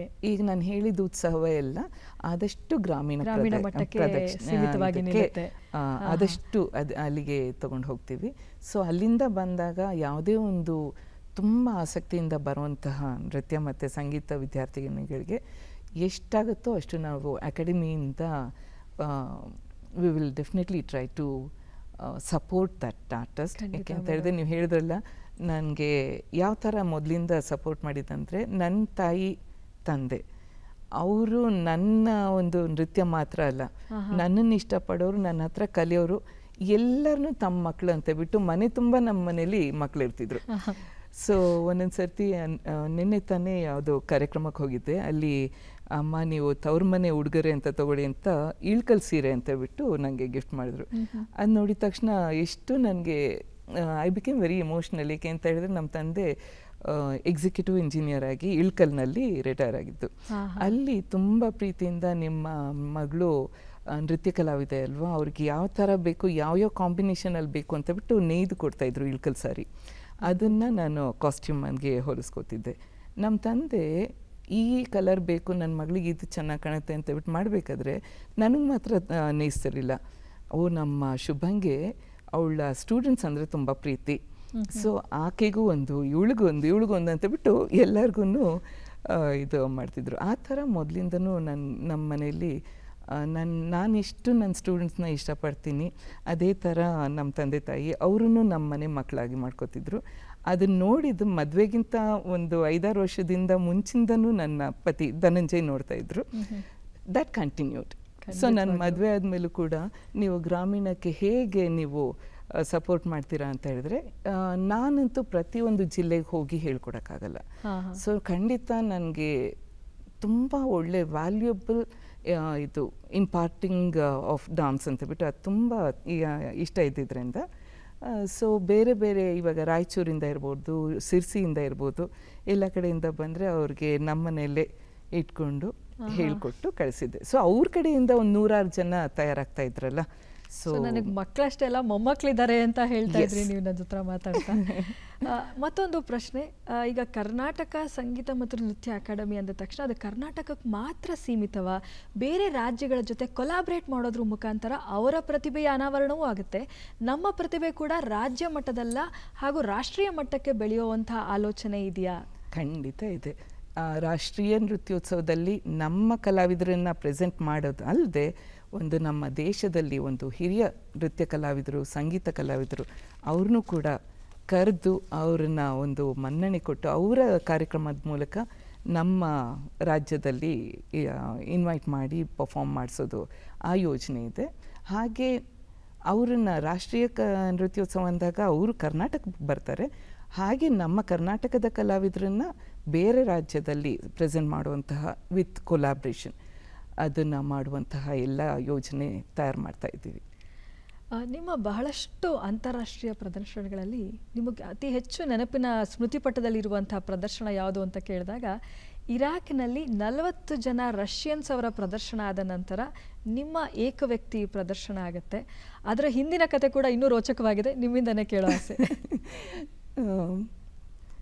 ICCR ಇಂದ ನಾವು ಇದು ನನ್ನ ಗುರುಗಳ ಜೊತೆ ಹೋಗಿದ್ದು, ಡಾಕ್ಟರ್ ಮಾಯರಾವ್ ಅವ್ರ ಜೊತೆ. ಸೊ ಅದು ಇಂಡಿಯನ್ನು ಕೂಡ ಇನ್ವೈಟ್ ಮಾಡಿದರು ಇರಾಕ್ನಲ್ಲಿ. ಆಗಿನ ಕಾಲದಲ್ಲಿ ಆವಾಗ ಸದ್ದಾಮ್ ಹುಸೇನ್ ಅವರಿದ್ದರು, ಅವ್ರದ್ದೊಂದು ಇದರಲ್ಲಿ like he was everything in Iraq. ಆ ಒಂದು ಇನ್ವಿಟೇಷನ್ನಲ್ಲಿ ಎಲ್ಲ world festival dance and music festival ಇತ್ತು, ಡಾನ್ಸ್ ಫೆಸ್ಟಿವಲ್. ಸೊ ಎಷ್ಟೋ ಇದು ದೇಶಗಳೆಲ್ಲ ಹೋಗಬೇಕಿತ್ತು. ಸಡನ್ನಾಗಿ ಬಾಂಬಿಂಗ್ ಆಯಿತು ಅಮೇರಿಕಾಯಿಂದ. The war had begun. So ಎಷ್ಟೋ ದೇಶಗಳು ಇಲ್ಲ ನಮ್ಮ ಕಲಾವಿದರನ್ನ ಕಳಿಸಲ್ಲ ಅಂತ ಬಿಟ್ಟು ದೇ ಟುಕ್ ವಿತ್ಡ್ರಾ. ಆದರೆ ನಮ್ಮ ಭಾರತ ಸರ್ಕಾರ ಇಲ್ಲ, ಒಂದು ಇದು ಕಲೆಗೆ ಸಂಬಂಧಪಟ್ಟಿದ್ದರಿಂದ ನಮ್ಮ ಕಲಾವಿದರನ್ನ ಕಳಿಸ್ತೀವಿ ಆ ಒಂದು ಇದಕ್ಕೆ ಫೆಸ್ಟಿವಲ್ಗೆ ಅಂತ. ಸೊ ಅದರಲ್ಲಿ ನಾನು ಒಬ್ಬಳು. ಸೊ ಅಲ್ಲಿ ಹೋದಾಗ ಆ್ಯಕ್ಚುಲಿ ಸದ್ದಾಮ್ ಹುಸೇನ್ ಅವ್ರು ಬಂದರು. ಆಗಷ್ಟೇ ನೀವು ಹೇಳ್ದಂಗೆ 40 ಜನ ತುಂಬ ಎತ್ತರವಾಗಿ ಎಷ್ಟು ಇಡೀ ರಂಗ ತುಂಬ ಚೆನ್ನಾಗಿ ಮಾಡಿದ್ರು. ನಮಗೆಲ್ಲ ರಷ್ಯನ್ಸ್ ಅಂದರೆ ಹೀಗೆ ಕಣ್ಕಂಡ್ಬಿಟ್ಟು ನೋಡ್ತಿದ್ವಿ, ಎಷ್ಟು ಚೆನ್ನಾಗಿದ್ದಾರೆ, ಬೊಂಬೆಗಳ ಥರ ಇದ್ದಾರೆ, ಎಷ್ಟು ಚೆನ್ನಾಗಿ ಅಂತ ಬಿಟ್ಟು. ಬಟ್ ಏನಪ್ಪ ಅಂದರೆ ಎಲ್ಲಿ ಹೋದರೂ ನಮ್ಮ ಕಲೆಗಿರೋ ಒಂದು ಆ ಶಕ್ತಿ ಮತ್ತು ಆ ಒಂದು ಪ್ರೀತಿ, ಆ ಒಂದು ಬೆಲೆ, ನಿಜವಾಗ್ಲೂ ಅದಕ್ಕೆ ಬೆಲೆ ಕಟ್ಟೋದಕ್ಕೆ ಸಾಧ್ಯನೇ ಇಲ್ಲ. ಅವರೆಲ್ಲ ಹೋದ್ಮೇಲೆ ನಾನು ಒಬ್ಬಳೇ ಹೋದೆ ಆ ಇಡೀ ದೊಡ್ಡ ರಂಗಸ್ಥಳಕ್ಕೆ. ಎಷ್ಟು ಮನ್ನಣೆ ಸಿಕ್ತು ಅಂತ ಹೇಳಿದ್ರೆ, ಎಷ್ಟು the audience response was so beautiful. You feel so proud. ನಾವು ಇಂಡಿಯನ್ ಆಗಿ, ನಾವು ಇಂಡಿಯನ್ ಕಲ್ಚರಲ್ ಅಂಬಾಸಿಡರ್ ಆಗಿ ಎಷ್ಟು ಪುಣ್ಯ ಮಾಡಿದ್ವಿ ಅಂತ ತಗೊಂಡು ಅದನ್ನು ನೋಡಿ ಹೋದರು. ಸೊ ಆ ಒಂದು ಹೆಮ್ಮೆ ನನಗಂತೂ ಖಂಡಿತ ಇದೆ. ಅಷ್ಟೇ ಅಲ್ಲ, ಅಮೆರಿಕಾದಲ್ಲಿ ನಡೆದಂತಹ ಭಾಳಷ್ಟು ಕಾರ್ಯಕ್ರಮಗಳಿಗೆ ತಾವು ಹೋಗಿದ್ದೀರಿ. ಮುಂದಿನ ದಿನಗಳಲ್ಲಿ ನಿಮ್ಮನ್ನು ಹಾಗೂ ನಿಮ್ಮ ಮಗಳನ್ನು ಕೂಡ ನಮ್ಮ ಭಾರತ ಸರ್ಕಾರ ಕಳಿಸ್ಕೊಡ್ತಾರೆ. ಕರ್ನಾಟಕ ಸರ್ಕಾರ ಹೇಳಿ ಅದ್ರ ಬಗ್ಗೆ. ಅಕ್ಕ ಸಮ್ಮೇಳನದಲ್ಲಿ ಕಲಾವಿದರ ಆಯ್ಕೆ ಪ್ರಕ್ರಿಯೆ ನಡಿಬೇಕಾದ್ರೆ ನಾನು ಬೆಂಗಳೂರಿನಲ್ಲೇ ಇರಲಿಲ್ಲ. ನಾನು ಇಂಡೋನೇಷ್ಯಾದಲ್ಲಿ ಸಾಂಸ್ಕೃತಿಕ ರಾಯಭಾರಿಯಾಗಿ ಅಲ್ಲಿ ಕೆಲಸ ನಿರ್ವಹಿಸ್ತಿದ್ದೆ. ಆದರೆ ಇಲ್ಲಿಂದ ತುಂಬ ಅಪ್ಪಟ ಕಲಾವಿದರನ್ನು ಕರ್ಕೊಂಡು ಹೋಗಬೇಕು ಅಂತ ಆಗಿನ ಒಂದು ಕರ್ನಾಟಕ ಸರ್ಕಾರ ನಿರ್ಧಾರ ಮಾಡಿತ್ತು. ನಾನು ಬೆಂಗಳೂರಲ್ಲಿ ಇಲ್ಲ ಅಂತಲೂ ಗೊತ್ತಿಲ್ಲದೆ ನನ್ನ ಹೆಸರು ಹಾಕಿದರು. ಸೊ ತುಂಬ ಅದು I felt I was honoured, really I was very privileged and honoured and blessed. ಈ 3 ವರ್ಡ್ನ ನಾನು ಆಗಾಗ ತುಂಬ ಯೂಸ್ ಮಾಡ್ತೀನಿ. ಐ ರಿಯಲಿ ಫೀಲ್, ಏಕೆಂತ ಹೇಳಿದ್ರೆ ನನಗೆ ಮುಂಚೆನೇ ನನ್ನ ಭರತನಾಟ್ಯ ಗುರುಗಳು ಹೇಳಿದರು, ನೋಡಮ್ಮ, ನೀನು ಈ ಕಲೆಯಲ್ಲಿ ನೀನು ಎಷ್ಟು ನೀನು ತೊಡಗಿಸ್ಕೊಳ್ತೀವೋ, ನೀನು ಮನೇಲಿ ಪ್ರಾಕ್ಟೀಸ್ ಮಾಡ್ತಿರ್ಬೋದು, ಬಟ್ ನೀನು ಅದಕ್ಕೆ ಎಷ್ಟು ನೀನು ಒಂದು ಭಕ್ತಿ ತೋರಿಸ್ತೀಯೋ ಇಡೀ ಪ್ರಪಂಚ ನೋಟಿಸ್ ಮಾಡುತ್ತೆ ಅಂತ. ಅದು ಈವರೆಗೂ ನನಗೆ ಆ ಒಂದು ಅವರ ಆಶೀರ್ವಾದ, ಗುರುಕೃಪೆ ನನ್ನ ಮೇಲಿದೆ. ಅಲ್ಲಿದ್ದರೂ ಕೂಡ ಇಲ್ಲಿ ಬಂದು ನೀವು ಅಕ್ಕಗೆ ನಮ್ಮ ಕರ್ನಾಟಕದ ಒಂದು ರಾಯಭಾರಿಯಾಗಿ ಹೋಗಬೇಕು ಅಂತ ಬಿಟ್ಟು ಕಳಿಸಿದ್ರು. ಸೊ ಅಮೇರಿಕಲ್ಲಿ ಅಕ್ಕ ನಡೆಯೋದು ಎಲ್ಲರಿಗೂ ಗೊತ್ತಿದೆ. ಸೊ ಅಲ್ಲಿ ಕೂಡ 3-4 ಸರಿ ನಾನು ಕಾರ್ಯಕ್ರಮ ನೀಡಿದ್ದೀನಿ. ಅದಲ್ಲದೆ ಅಮೇರಿಕಾದ್ಯಂತ ನಾನು ಸಾಕಷ್ಟು ವರ್ಕ್ಶಾಪ್ಸ್ನ ಮಾಡ್ತೀನಿ ಮತ್ತು ಪರ್ಫಾರ್ಮೆನ್ಸಸ್ ಕೂಡ ಮಾಡ್ಕೊಂಬರ್ತೀನಿ. ನನ್ನ ತಂದೆ ತಾಯಿಗಳ ಒಂದು ಸಪೋರ್ಟ್ ಎಷ್ಟು ಚೆನ್ನಾಗಿತ್ತು ಅಂತ ಹೇಳಿದ್ರೆ, ನಿಮ್ಮ ತಾಯಿಯವರು ನಿಮ್ಮ ಪ್ರತಿಯೊಂದು ಹಂತದಲ್ಲೂ ಜೊತೆಯಾಗಿ ನಿಂತರೆ, ನಿಮ್ಮ ತಂದೆಯವರು ಅನುವಾದಗಳನ್ನು ಮಾಡ್ತಾ, ಹೊಸ ಕೃತಿಗಳನ್ನು ಬರೀತಾ, ನಿಮ್ಮ ಒಂದು ಪ್ರದರ್ಶನಕ್ಕೆ ಒಂದು ಹೊಸ ಆಯಾಮವನ್ನು ಸೃಷ್ಟಿಸಿದವರು. ಮದುವೆ ಆದ ನಂತರ ನಿಮ್ಮ ಪತಿರಾಯರ ಒಂದು ಸಹಕಾರ ಅಷ್ಟೇ ಅದ್ಭುತವಾಗಿದೆ ಅಂತ ಹೇಳ್ತಿದ್ರಿ. ಪ್ರತಿದಿನ ಈಗಲೂ ಬೆಳಗ್ಗೆ ರೇಡಿಯೋ ಆನ್ ಆಗುತ್ತೆ 6 ಗಂಟೆಗೆ, ಒಳ್ಳೊಳ್ಳೆ ಇನ್ಸ್ಟ್ರೂಮೆಂಟ್ಗಳ ಪ್ಲೇ ಆಗ್ತಿರುತ್ತೆ, ಅದ್ರ ಮೂಲಕ ನೀವೆಲ್ಲ ಎದ್ದೇಳ್ತೀರಿ. ಹೇಳಿ, ಮಾಯಾ ಹಾಗೂ ಇಬ್ಬರು ಮುದ್ದಾದ ಮಕ್ಕಳು, ಅವ್ರ ಬಗ್ಗೆ ಏನು ಹೇಳ್ತೀರಿ? ಅದು ಒಂದು ಬ್ಲೆಸ್ಸಿಂಗೆ. ಸೊ ಧನಂಜಯ್ ನನ್ನನ್ನು ಮೊದಲಿಂದ ನೋಡಿದ್ರಿಂದ, ಸೊ ಮನೇಲಿ ಯಾವ ರೀತಿ ನನ್ನ ನೃತ್ಯಕ್ಕೆ ಅಷ್ಟು ಮನ್ನಣೆ ಇತ್ತು ಮತ್ತು ಎಷ್ಟು ಪ್ರೀತಿ ಇತ್ತು ಅಂತ. ನಿಮ್ಮ ಇಬ್ಬರು ಮುದ್ದಾದ ಮಕ್ಕಳ ಜೊತೆ ಪ್ರದರ್ಶನ ನೀಡ್ತಿರುವಂತಹ ಒಂದು ಫೋಟೋ ಕೂಡ ಅದು ತ್ರಿದೇವಿ ಅಂತ ಬಿಟ್ಟು, ಲಕ್ಷ್ಮಿ, ಸರಸ್ವತಿ ಮತ್ತು ಗೌರಿ, ಅದೆಲ್ಲ ಅದು ಆ ಒಂದು ಇದು ಕೂಡ ಮಾಡ್ತೀವಿ. ಸೊ ಮೊದಲಿಂದ ಅವ್ರು ನೋಡಿದ್ರಿಂದ ನನ್ನ ಮೇಲೆ ಎಷ್ಟು ಪ್ರೀತಿ ಮತ್ತು ವಿಶ್ವಾಸ, ಅದೆಲ್ಲದಕ್ಕಿಂತ ನನ್ನ ಕಲೆಗೆ ಬಹಳ ರೆಸ್ಪೆಕ್ಟ್ ಕೊಡ್ತಾರೆ. That respect has not gone low ಅನ್ನೋದಕ್ಕಿಂತ ನಂದು ವರ್ಷ ಕಳೆದಂಗೂ, ಯುಗಾದಿ ಕಳೆದರೂ ಯುಗಾದಿ ಮರಳಿ ಬರುತ್ತಿದೆ ಅಂತ ಹೇಳ್ತಾರಲ್ಲ, ಸೊ ಪ್ರತಿ ವರ್ಷ ಕಳೆದಂಗೂ ಅವರಿಗೆ ನನ್ನ ಮೇಲೆ, ನನ್ನ ಒಂದು ನೃತ್ಯ ಕಲೆ ಮೇಲೆ ತುಂಬ ರೆಸ್ಪೆಕ್ಟ್ ಬೆಳೀತಾ ಇದೆ.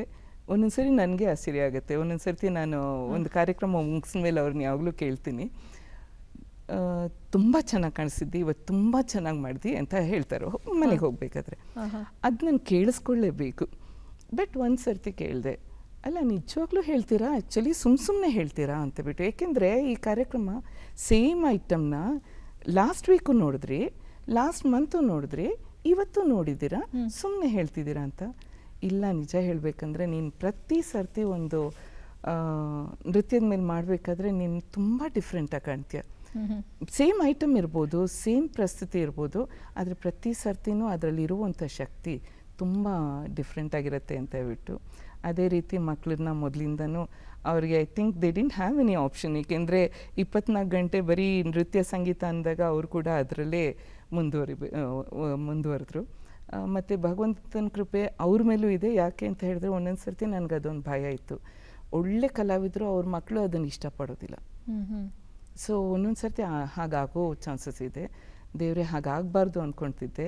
ಬಟ್ ಇಬ್ಬರೂ they have really always given me a lot of surprises. ಏಕೆ ಅಂತ ಹೇಳಿದ್ರೆ ಇವಳು ಇಷ್ಟು ಟ್ಯಾಲೆಂಟೆಡ್ ಅಂತ ಬಿಟ್ಟು ಇಬ್ರಿಗೂ ನಾನು ಕಂಪೇರ್ ಮಾಡೋಕ್ಕಾಗಲ್ಲ. ಇವಳು ಎಷ್ಟು ತೋರಿಸಾಳು, ಇವಳು ಏನು ನಾನು ಕಮ್ಮಿ ಇಲ್ಲ ಅಂತ, ಇವಳು ಏನು ಮಾಡ್ತಾಳೆ ನಾನೇನಿದ್ದಿಲ್ಲ ಅಂತ ಹೇಳ್ಕೊಂಡು ಎರಡರಲ್ಲೂ ಒಂದು ಓದೋದ್ರಲ್ಲಾಗಿರ್ಬೋದು, ನೃತ್ಯ ಸಂಗೀತ ಎಲ್ಲದರಲ್ಲೂ ಅವ್ರದ್ದೇ ಆದ ಹೆಸರು ಮಾಡಿಕೊಂಡು ಬೆಳೀತಾ ಇದ್ದಾರೆ. ಅವ್ರಿಗೂ ಸಾಕಷ್ಟು ಅಂತಾರಾಷ್ಟ್ರೀಯ ಮಟ್ಟದಲ್ಲಿ ಒಂದು ಪ್ರತಿಭೆಗೆ ನಿಮಗೆ ಬಂದಿರೋವಂಥ ಪ್ರಶಸ್ತಿಗಳ ಬಗ್ಗೆ ಮಾತಾಡ್ತಿದ್ರೆ ಬಹುಶಃ ನಾನೇ 1 ಗಂಟೆ ಮಾತಾಡ್ಬೋದು ಅಂತ ಅನ್ಸುತ್ತೆ. ಬಿರುದುಗಳದೆಷ್ಟು ಬಂದಿವೆಯೋ ಗೊತ್ತಿಲ್ಲ. ನಾಟ್ಯ ಸರಸ್ವತಿ, ನೃತ್ಯ ನಿಪುಣೆ, ಹಾಗೆ ನಾಟ್ಯ ರಾಣಿ ಶಾಕುಂತಲೆ, ಹಾಗೆ ಇವೆಲ್ಲ ಇದು ನಾಟ್ಯ ರಾಣಿ ಶಾಂತಲದ್ದು ಬೇರೆ ಹಿರಿಯರಿಗೆ ಕೊಡುವಂತಹ ಕರ್ನಾಟಕ ಸರ್ಕಾರದ್ದಿದೆ. ಅದೆಲ್ಲ ನಂಗೆ ಚಿಕ್ಕ ವಯಸ್ಸಲ್ಲಿ ಒಂದು ನೃತ್ಯ ಸ್ಪರ್ಧೆಯಲ್ಲಿ ಅದಕ್ಕೆ ನಾಟ್ಯ ರಾಣಿ ಶಾಂತಲ ಪ್ರಶಸ್ತಿ ಅಂತ ಇತ್ತು. ಇದು ಎರಡು ಕನ್ಫ್ಯೂಷನ್ ಆಗಬಾರ್ದು. ಏಕೆಂತ ಹೇಳಿದ್ರೆ ಇದು ನಾಟ್ಯ ರಾಣಿ ಶಾಂತಲ ಮೇಯ್ನಾಗಿ ಕರ್ನಾಟಕ ಸರ್ಕಾರ ಕೊಡೋದು ಅಬೌವ್ 65-70 ತುಂಬ ಹಿರಿಯ ಕಲಾವಿದರಿಗೆ. ಅದ್ರಲ್ಲಿ ನಾನು ಸಾಕಷ್ಟು ಸೆಲೆಕ್ಷನ್ ಕಮಿಟಿನಲ್ಲಿ ಒಳ್ಳೊಳ್ಳೆ ನೃತ್ಯ ಗುರುಗಳಿಗೆ ಕೊಟ್ಟಿದ್ದೀನಿ. ಆ ಒಂದು ಹೆಮ್ಮೆ ಇದೆ, ಆ ಒಂದು ಧನ್ಯತಾ ಅದು ಇದೆ. ಅಷ್ಟೇ ಅಲ್ಲ, ನಾಡಪ್ರಭು ಕೆಂಪೇಗೌಡ ಪ್ರಶಸ್ತಿ ಬಂದಿದೆ, ರಾಜ್ಯೋತ್ಸವ ಪ್ರಶಸ್ತಿ ಬಂದಿದೆ, ಕಲಾಶ್ರೀ ಪ್ರಶಸ್ತಿ ಬಂದಿದೆ, ಆರ್ಯಭಟ ಪ್ರಶಸ್ತಿ ಬಂದಿದೆ. ಅದ್ರ ಬಗ್ಗೆ ಎಲ್ಲ ಏನ್ ಹೇಳ್ತೀರಾ? ನೀವು ಆರ್ಯಭಟ ನೋಡಿ, ನಾಡಪ್ರಭು ಕೆಂಪೇಗೌಡ ಪ್ರಶಸ್ತಿಯನ್ನ ತೋರಿಸ್ತಾ ಇದ್ದೀವಿ. ಆ ಸಣ್ಣ ವಯಸ್ಸಲ್ಲಿ, ಬಹುಶಃ ಸಣ್ಣ ವಯಸ್ಸಲ್ಲಿ ಸಣ್ಣವರಾಗೆ ಕಾಣ್ತೀರಾ. ಇದು ಸಣ್ಣ ವಯಸ್ಸಿನಲ್ಲ, ಇದು 2015ರಲ್ಲಿ ಬಂದಿತ್ತು, ಜಸ್ಟ್ 9 years ಬ್ಯಾಕ್. ಬಟ್ ನೀವು ಆರ್ಯಭಟ ಅಂತ ಹೇಳಿದ್ರಿ. ಆರ್ಯಭಟ ಅಂದಾಗ ಒಂದು ನನಗೆ ನೆನಪಾಗುತ್ತೆ, ಆ ಇನ್ವಿಟೇಷನ್ನ ನನ್ನ ವೀಣೆ ಗುರುಗಳಿಗೆ ಕೊಟ್ಟೆ. ಮೇಡಮ್ ನೀವು ಬರಬೇಕು, ರವೀಂದ್ರ ಕಲಾಕ್ಷೇತ್ರದಲ್ಲಿ ನನಗೊಂದು ಇನ್ನೊಂದು ಪ್ರಶಸ್ತಿ ಸಿಕ್ಕಿದೆ ಅಂತ. ತುಂಬ ಸಂತೋಷಪಟ್ಟರು. ಹಿಂಗೆ ಹಿಡ್ಕೊಂಡು ನೋಡ್ತಾ ಇದ್ದಾರೆ, ಏನಮ್ಮ ಇದು, ಇಂಥ ಹಿರಿಯ ಕಲಾವಿದರು, ದೊಡ್ಡ ದೊಡ್ಡ ದಿಗ್ಗಜರು, ಅದರಲ್ಲೂ ಕದ್ರಿ ಗೋಪಾಲ್ನಾಥ್, ಇಂಥವ್ರ ಪಕ್ಕದಲ್ಲಿ ಕೂತ್ಕೊಂಡು ನೀನು ಈ ಪ್ರಶಸ್ತಿ ಸ್ವೀಕಾರ ಮಾಡ್ತೀಯ ಅಂತ. ಅವ್ರ ಮನೆ ಬಿಟ್ಟು ಎಲ್ಲೂ ಹೋಗ್ತಾ ಇರಲಿಲ್ಲ, ವಿಶಾಲಾಕ್ಷಮ್ಮನವ್ರು ಅಂತ. ಅವ್ರು ಫಸ್ಟ್ ಅಮ್ಮಂಗೆ ಫೋನ್ ಮಾಡಿ, ನೀವು ಹೋಗ್ಬೇಕಾದ್ರೆ ನಿಮ್ಮ ಕಾರಲ್ಲಿ ನನ್ನನ್ನು ಕರ್ಕೊಂಡು ಹೋಗಿ ಅಂತ ಫ್ರಂಟ್ ರೋನಲ್ಲಿ ಕೂತ್ಕೊಂಡು ಅಷ್ಟು ಕಣ್ ತುಂಬಿಕೊಂಡ್ರು. ನನ್ನ ಒಂದು ವೀಣೆ ಮತ್ತು ಸಂಗೀತ ಕಲಿತಿರುವಂತಹ ವಿದ್ಯಾರ್ಥಿನಿಯಾಗಿ ನಿಂದು ನೃತ್ಯದ ಬಗ್ಗೆ ನಂಗೆ ತುಂಬ ಹೆಮ್ಮೆ ಇದೆ, ಆದರೆ ಇಷ್ಟು ದೊಡ್ಡ ಇದು ದಿಗ್ಗಜರು ಮುಂದೆ ಅವರ ಪಕ್ಕದಲ್ಲಿ ಕೂತ್ಕೊಂಡು ನೀನು ಪ್ರಶಸ್ತಿ ತೊಗೊಂಡಿರೋದು ನಂಗೆ ತುಂಬ ಹೆಮ್ಮೆ ಆಗಿದೆ ಅಂತ. ಆ ರೀತಿ ನನಗೆ ಸಾಕಷ್ಟು ಭಾರಿಯಾಗಿದೆ. ಒಂದು FCHS ಫೆಲೋಶಿಪ್ ಕೂಡ, ಹೌದು, ಕೆನಡಾದ ಮಾಂಟ್ರಿಯಲ್ ಯೂನಿವರ್ಸಿಟಿ. ಆವಾಗಲೂ ಅಷ್ಟೇ, ದೂರದರ್ಶನದ ನಿರ್ದೇಶಕರು ಅನೀಸ್ ಹುಲ್ ಹಕ್ ಅಂತ ಅವಾಗಿದ್ದರು, 89ನಲ್ಲಿ ಅವರು ಡೈರೆಕ್ಟರ್ ಆಗಿದ್ದರು. ಅವ್ರಿಗೂ ಬಂದಿತ್ತು. ಹಿಂದೂಯಿಂದ ಮೇನ್ ಚೀಫ್ ಎಡಿಟರ್, ಹಾಗೆ ಎಲ್ಲ ದೊಡ್ಡವರು 60 ವರ್ಷ 65 ಅಂಥವ್ರ ಪಕ್ಕದಲ್ಲಿ 19 ವರ್ಷ ಆದ ನಾನು ಕೂತ್ಕೊಂಡು ಆ ಒಂದು ಫೆಲೋಶಿಪ್ ತಗೊಂಡೆ. ಬಹಳಷ್ಟು ಸಾಧನೆಗಳನ್ನು ಮಾಡಿದ್ದೀರಿ. ಆದರೂ ಕೂಡ ಧನಂಜಯ್ ಸರ್ ಅವ್ರ ಕಡೆಯಿಂದ ಒಂದು ಪ್ರಶ್ನೆ, ನಿಮ್ಮ ಇಬ್ಬರು ಮಕ್ಕಳ ಕಡೆಯಿಂದ ಕೂಡ ಈ ಪ್ರಶ್ನೆನ ನಾನು ಕೇಳ್ತಾ ಇದ್ದೀನಿ. ಬಹಳಷ್ಟು ವಿದ್ಯಾರ್ಥಿಗಳ ಪ್ರಶ್ನೆ. ತಾವು ಹೊಸ ಹೊಸ ಸಂಯೋಜನೆಗಳನ್ನು ಮಾಡ್ತಿದ್ದೀರಿ, ಮುದ್ರೆಗಳನ್ನು ವಿದ್ಯಾರ್ಥಿಗಳಿಗೆ ನೀಡ್ತಾ ಇದ್ದೀರಿ. ನಿಮ್ಮಿಂದ ಪುಸ್ತಕಗಳು ಹೊರಬರಲಿ ಅನ್ನೋ ಒಂದು ಬೇಡಿಕೆ ಇದೆ ಎಲ್ಲ ನಿಮ್ಮ ವಿದ್ಯಾರ್ಥಿಗಳು, ನಿಮ್ಮ ಕುಟುಂಬದವರು ನನ್ನ ಪರವಾಗಿ. ದಯವಿಟ್ಟು ಅದನ್ನು ಆದಷ್ಟು ಬೇಗ ಸಾಕಾರ ಮಾಡಬೇಕು ಅಂತ ಹೇಳಿ ಕೇಳ್ಕೊತೀನಿ. ಖಂಡಿತ, I will take this as A good wish. ಏಕೆ ಅಂತ ಹೇಳಿದ್ರೆ ನಾನು ಮಾಡ್ತಿರೋ ಪುಸ್ತಕ ಎಲ್ಲ ಬರೀ ನನ್ನ ನೃತ್ಯ ವಿದ್ಯಾರ್ಥಿಗಳಿಗೆ ಮಾತ್ರ ಸೀಮಿತವಾಗಿಟ್ಟಿದ್ದೀನಿ, ಯಾವುದೂ ಪ್ರಕಟಣೆ ಮಾಡಿಲ್ಲ. ಖಂಡಿತ ಅದನ್ನು ಮಾಡ್ತೀನಿ. ಅಷ್ಟೇ ಅಲ್ಲ, ಕಾರ್ಯಕ್ರಮ ನೋಡ್ತಿರುವಂತಹ ಯುವ ಕಲಾವಿದರಿಗೆ ತಮ್ಮ ಅಧ್ಯಕ್ಷರ ಒಂದು ಸ್ಥಾನವನ್ನು ಅಲಂಕರಿಸಿದ್ದೀರಿ, ಹಾಗೂ ತಾವು ಗುರುಗಳಾಗಿ ಪೀಠವನ್ನು ಅಲಂಕರಿಸಿದ್ದೀರಿ. ಅದರ ಕುರಿತಾಗಿ ಏನು ಕಿವಿ ಮಾತನ್ನು ಹೇಳ್ತೀರಿ? ನೀವು ಯಾವುದೇ ಒಂದು ಕಲೆ ಅದರಲ್ಲಿ ಸಾಧನೆ ಮಾಡಬೇಕಾದ್ರೆ ಅದ್ರ ಕಡೆ ಮಾತ್ರ ಫೋಕಸ್ ಇರಲಿ. ನೀವು ಆಗಲೇ ನಿಮಗೆ ಈ ಕತೆ ಗೊತ್ತಿದೆ, ದ್ರೋಣಾಚಾರ್ಯನ ಹತ್ರ ಅರ್ಜುನ ಕಲಿಬೇಕಾದ್ರೆ ಯಾಕೆ, why was he the favourite student? ನಿಮ್ಗೇನು ಕಾಣುತ್ತೆ, ಒಂದು ಗುರಿನ ಇಟ್ಟಾಗ ಏನು ಕಾಣುತ್ತೆ ಅಂದರೆ, ಬೇರೆಯವರೆಲ್ಲ ಏನಂದರು, ಹಾಂ, ಅಲ್ಲೇನಿದೆ, ದೊಡ್ಡ ಮರ ಇದೆ, ಬಳ್ಳಿ ಇದೆ, ಎಲೆಗಳಿದೆ, ಮತ್ತು ಇದಿದೆ, ಆ ಮರದ ಮೇಲೆ ಇನ್ಯಾವುದು ಹಕ್ಕಿ ಎಲ್ಲ ಕಾಣ್ತಿದೆ ಗುರುಗಳೇ ಅಂತಾರೆ. ಅರ್ಜುನನ ಉತ್ತರ, ಒಂದು ಗುರಿ ಇಟ್ಟಾಗ ಅಲ್ಲಿ ನೋಡಿದಾಗ ಆ ಪಕ್ಷಿಯ ಕಣ್ಣಿನ ಆ ಒಂದು ಐಬಾಲಲ್ಲಿ ಮಧ್ಯದಲ್ಲಿ ಬರುತ್ತೆ, ಅದು ಬಿಟ್ಟರೆ ನಿಂಗೇನು ಕಾಣಬಾರ್ದು. ಆ ರೀತಿ ಹೊಡೆದಾಗ ಖಂಡಿತ ಗುರಿ ತಲುಪತ್ತೆ. ಈ ಕಲಾ ಸಾಧನೆ ಅನ್ನೋದು ಹಾಗೆಯೇ. ನೀವೇನು ಮಾಡ್ತಿದ್ದೀರಾ ಆ ಕಡೆ ಮಾತ್ರ ಗಮನ ಕೊಡಿ, ಬೇರೆ ಎಲ್ಲ ಯಾವುದು ಬೇಡ. ಸೊ ನನಗೆ ಹೆಸರು ಬರುತ್ತಾ, ನನಗೆ ಹಣ ಸಿಗುತ್ತಾ, ನನಗೆ ಮನ್ನಣೆ ಸಿಗುತ್ತಾ, ಸನ್ಮಾನ ಸಿಗುತ್ತಾ, ಅವೆಲ್ಲ ಬೇಡ. ಹೇಳ್ತಾರಲ್ಲ, ಕಲಾವಿದರ ಜೀವನದಲ್ಲಿ 3 ಮಾನಗಳಂತೆ. ಫಸ್ಟ್ ಅವಮಾನ ಅಂತೆ, ಆಮೇಲೆ ಅನುಮಾನ ಅಂತೆ, ಮೇ ಬಿ ಆಗ್ಬೋದು ಕಲಾವಿದರು ಅಂತ, ಆಮೇಲೆ ಸನ್ಮಾನ ಅಂತೆ. ಎಂಥ ಅದ್ಭುತವಾದಂಥ ಅಲ್ವಾ? ಸೊ ಇದೆಲ್ಲ ಒಂದು ಪ್ರೋಸೆಸ್ ಇದು ಮಾಡಬೇಕಾದ್ರೆ ಅದ್ರ ಕಡೆ ಗಮನ ಕೊಡಬಾರ್ದು. ನನಗೆ ಒಂದು ಕಲೆ ಇಷ್ಟ, ಸಂಗೀತ, ವೀಣೆ, ನೃತ್ಯ ಅಥವಾ ಶಿಲ್ಪಕಲೆ, ಲಲಿತಕಲೆ, ಯಾವುದಾದ್ರೂ. ಏಕೆಂದರೆ ಅಕಾಡೆಮಿಕಲಿ ನಾವು ಓದ್ತಾ ಇರ್ತೀವಿ, ಬಟ್ ಒಂದು ಕಲೆಯಲ್ಲಿ ನಾವು ತೊಡಗಿಸ್ಕೊಂಡಾಗ ಖಂಡಿತ ಅದನ್ನು ಮನಸ್ಪೂರ್ವಕವಾಗಿ ತೊಡಗಿಸ್ಕೊಳ್ಳಿ.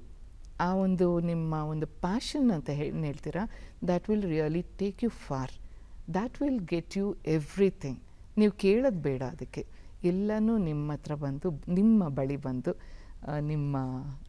ನಿಮಗೆ ಒಂಥರ ಒಂದು like it's like a blessing, it just comes to you. ಅದನ್ನು ನೀವು ಯಾವತ್ತು ನಂಬ್ತೀರಾ, ಖಂಡಿತ ಅದಾಗತ್ತೆ. ಸೊ ನೀವು ಮಾಡೋ ಒಂದು ಸಾಧನೆ ಕಡೆ ಮಾತ್ರ ನಿಮ್ಮ ಮನಸ್ಸಿರಲಿ ಅಂತ ಹೇಳ್ಬಿಟ್ಟು ಆ ಒಂದು ಕಿವಿ ಮಾತು ಹೇಳ್ತೀನಿ. ಯಾಕೆ ಅಂತ ಹೇಳಿದ್ರೆ, ನನಗೆ ಒಂದು ರೀತಿ ಗಂಗೂಬಾಯಿ ಹಾನ್ಗಲ್ ಅಂದರೆ ಇಡೀ ಪ್ರಪಂಚಕ್ಕೆ ಗೊತ್ತು, ಹಿಂದೂಸ್ತಾನಿ ಸಂಗೀತದ ಒಂದು ದಿಗ್ಗಜರು. ಅವರು ನನ್ನ ರಂಗಪ್ರವೇಶಕ್ಕೆ ಮುಖ್ಯ ಅತಿಥಿಗಳಾಗಿ ಬಂದಿದ್ದರು. ನನಗೆ ದೂರದ ಸಂಬಂಧಿ ಕೂಡ. ಅವ್ರು ನನ್ನನ್ನು ಆಶೀರ್ವಾದ ಮಾಡೋಕ್ಕೆ ಬಂದಿದ್ದರು. ಅವರೊಂದು ಮಾತು ಕೇಳಿದ್ರು, ಭಾಳ ಸಂತೋಷಮ್ಮ, ನಮ್ಮ ಒಂದು ಕುಟುಂಬದಲ್ಲಿ ನೀನು ನೃತ್ಯದಲ್ಲಿ ಬೆಳೀತಾ ಇದೆಯಾ, ನಂಗೆ ಭಾಳ ಸಂತೋಷ. ನೀನು ಎಷ್ಟು ತಾಸು ಅಭ್ಯಾಸ ಮಾಡ್ತಿ ಅಂದರು. ಭಾಳ ಖುಷಿ ಆಯಿತು ಕೇಳಿಬಿಟ್ಟು. ಯಾಕೆ ಅಂತ ಹೇಳಿದ್ರೆ, ಯಾರೂ ಮಾಡದೇ ಇರೋಷ್ಟು ನಾನು ಒಂದೊಂದು ಸರ್ತಿ 6:30ಗೆ ಶುರು ಮಾಡಿದ್ರೆ ಮಧ್ಯರಾತ್ರಿ 1:30 ತನಕ ಮಾಡ್ತಿದ್ದೆ. So it was very easy. 15ರಿಂದ 16 ತಾಸು ಮಾಡ್ತೀನಿ ಅಂದೆ. ಖುಷಿಪಟ್ಟರು. ಅದೇ ರೀತಿ ನೀನು ಮುಂದುವರಿಬೇಕು ಅಂದರು. ಹಾಂ, ಮುಂದುವರಿತೀನಿ ಅಂದರು. ಬಟ್ ಒಂದು ಸ್ವಲ್ಪ ಮದುವೆ ಆದಮೇಲೆ, ಮಕ್ಕಳಾದ್ಮೇಲೆ ಒಂದು ಸರಿ ಸಿಕ್ಕಿದ್ರು. ಎಷ್ಟು ತಾಸು ಅಂದರು. ಆವಾಗ ಭಯ ಆಯಿತು, ಏಕೆಂದರೆ ಅಷ್ಟೊಂದು ನಾನು ಮಾಡ್ತಿರ್ಲಿಲ್ಲ. ಅವ್ರಿಗೆ ಕಲಾವಿದರು ಅಂದರೆ ಯಾವತ್ತೂ ಕಲಾವಿದರು, ಯಾವಾಗಲೂ ಸಾಧನೆಯಲ್ಲಿ ನಿರಂತರವಾಗಿರಬೇಕು. ಅವ್ರು ಕೇಳೋಕ್ಕಿಂತ ಮುಂಚೆ ಕೇಳಬೇಡಿ, ನಂಗೆ ಸ್ವಲ್ಪ ಅದು ಇದು ಟೀಚಿಂಗ್, ಮಕ್ಕಳದೆಲ್ಲ ನೋಡ್ಕೊಳ್ಳೋದ್ರಲ್ಲಿ ಸ್ವಲ್ಪ ಅಭ್ಯಾಸ ಕಮ್ಮಿ ಆಗಿದೆ ಅಂತ ಹೇಳಿ. ಸೊ ಆ ರೀತಿ ನಮ್ಗೆ ಯಾವಾಗಲೂ ಸಾಧನೆಯ ಒಂದು ಮುಖ ಇದ್ದರೆ, ಆ ಕಡೆ ಆ ಒಂದು ಡೈರೆಕ್ಷನಲ್ಲಿದ್ದರೆ ಖಂಡಿತ ಬುತ್ತಿ ಅಂತ ಹೇಳ್ತೀರಿ. ಖಂಡಿತ ಅದಕ್ಕೆ ನೀವೇ ನಮ್ಮ ಎದುರಿಗೆ ಇವತ್ತು ಬಹಳಷ್ಟು ಜನರಿಗೆ ಸ್ಫೂರ್ತಿಯನ್ನು ನೀಡಿದ್ದೀರಿ. ನಮ್ಮ ಸಂಸ್ಕೃತಿಯನ್ನು ದೇಶ ವಿದೇಶಗಳಲ್ಲಿ ಎತ್ತಿದ್ದೀರಿ. ನೀವು ಕಾರ್ಯಕ್ರಮಕ್ಕೆ ಆಗಮಿಸಿ ನಿಮ್ಮ ಅನುಭವವನ್ನು ಹಂಚಿಕೊಂಡಿದ್ದೀರಿ. ಧನ್ಯವಾದಗಳು. ಧನ್ಯವಾದಗಳು. ಈ ಒಂದು ಮೂಲಕ ನಾನು ಏನು ಹೇಳಬೇಕು ಅಂತ ಹೇಳಿದ್ರೆ, ಈ ಒಂದು ಕಾರ್ಯಕ್ರಮಕ್ಕೆ ನನ್ನನ್ನು ಕರೆದಿದ್ದೀರಾ, ನನ್ನನ್ನು ಮಾತಾಡ್ಸಿದ್ದೀರಾ. ಎಷ್ಟು ಮಾತಾಡೋಕ್ಕಾಯ್ತು, ಎಷ್ಟು ಮಾತಾಡೋಕ್ಕಾಗಿಲ್ಲ ನಂಗೆ ಗೊತ್ತಿಲ್ಲ. ಆದರೆ ಇದು ಒಂದು ನನ್ನ ಒಂದು ನೃತ್ಯ ಮತ್ತು ನನ್ನ ಕಲಾಸಕ್ತಿಗೆ ಸಿಕ್ಕಿರುವಂತಹ ಗೌರವ ಮತ್ತು ಮನ್ನಣೆ ಅಂತ ತಿಳಿದು ನೋಡ್ತಿರುವಂತಹ ಎಲ್ಲ ಕಲಾಬಂಧುಗಳಿಗೂ, ವೀಕ್ಷಕರಿಗೂ, ದೂರದರ್ಶನಕ್ಕೂ, ಸರ್ಕಾರಕ್ಕೂ ಎಲ್ಲರಿಗೂ ನನ್ನ ಹೃತ್ಪೂರ್ವಕ ವಂದನೆಗಳು. ನಮಸ್ಕಾರ. ನಮಸ್ಕಾರ.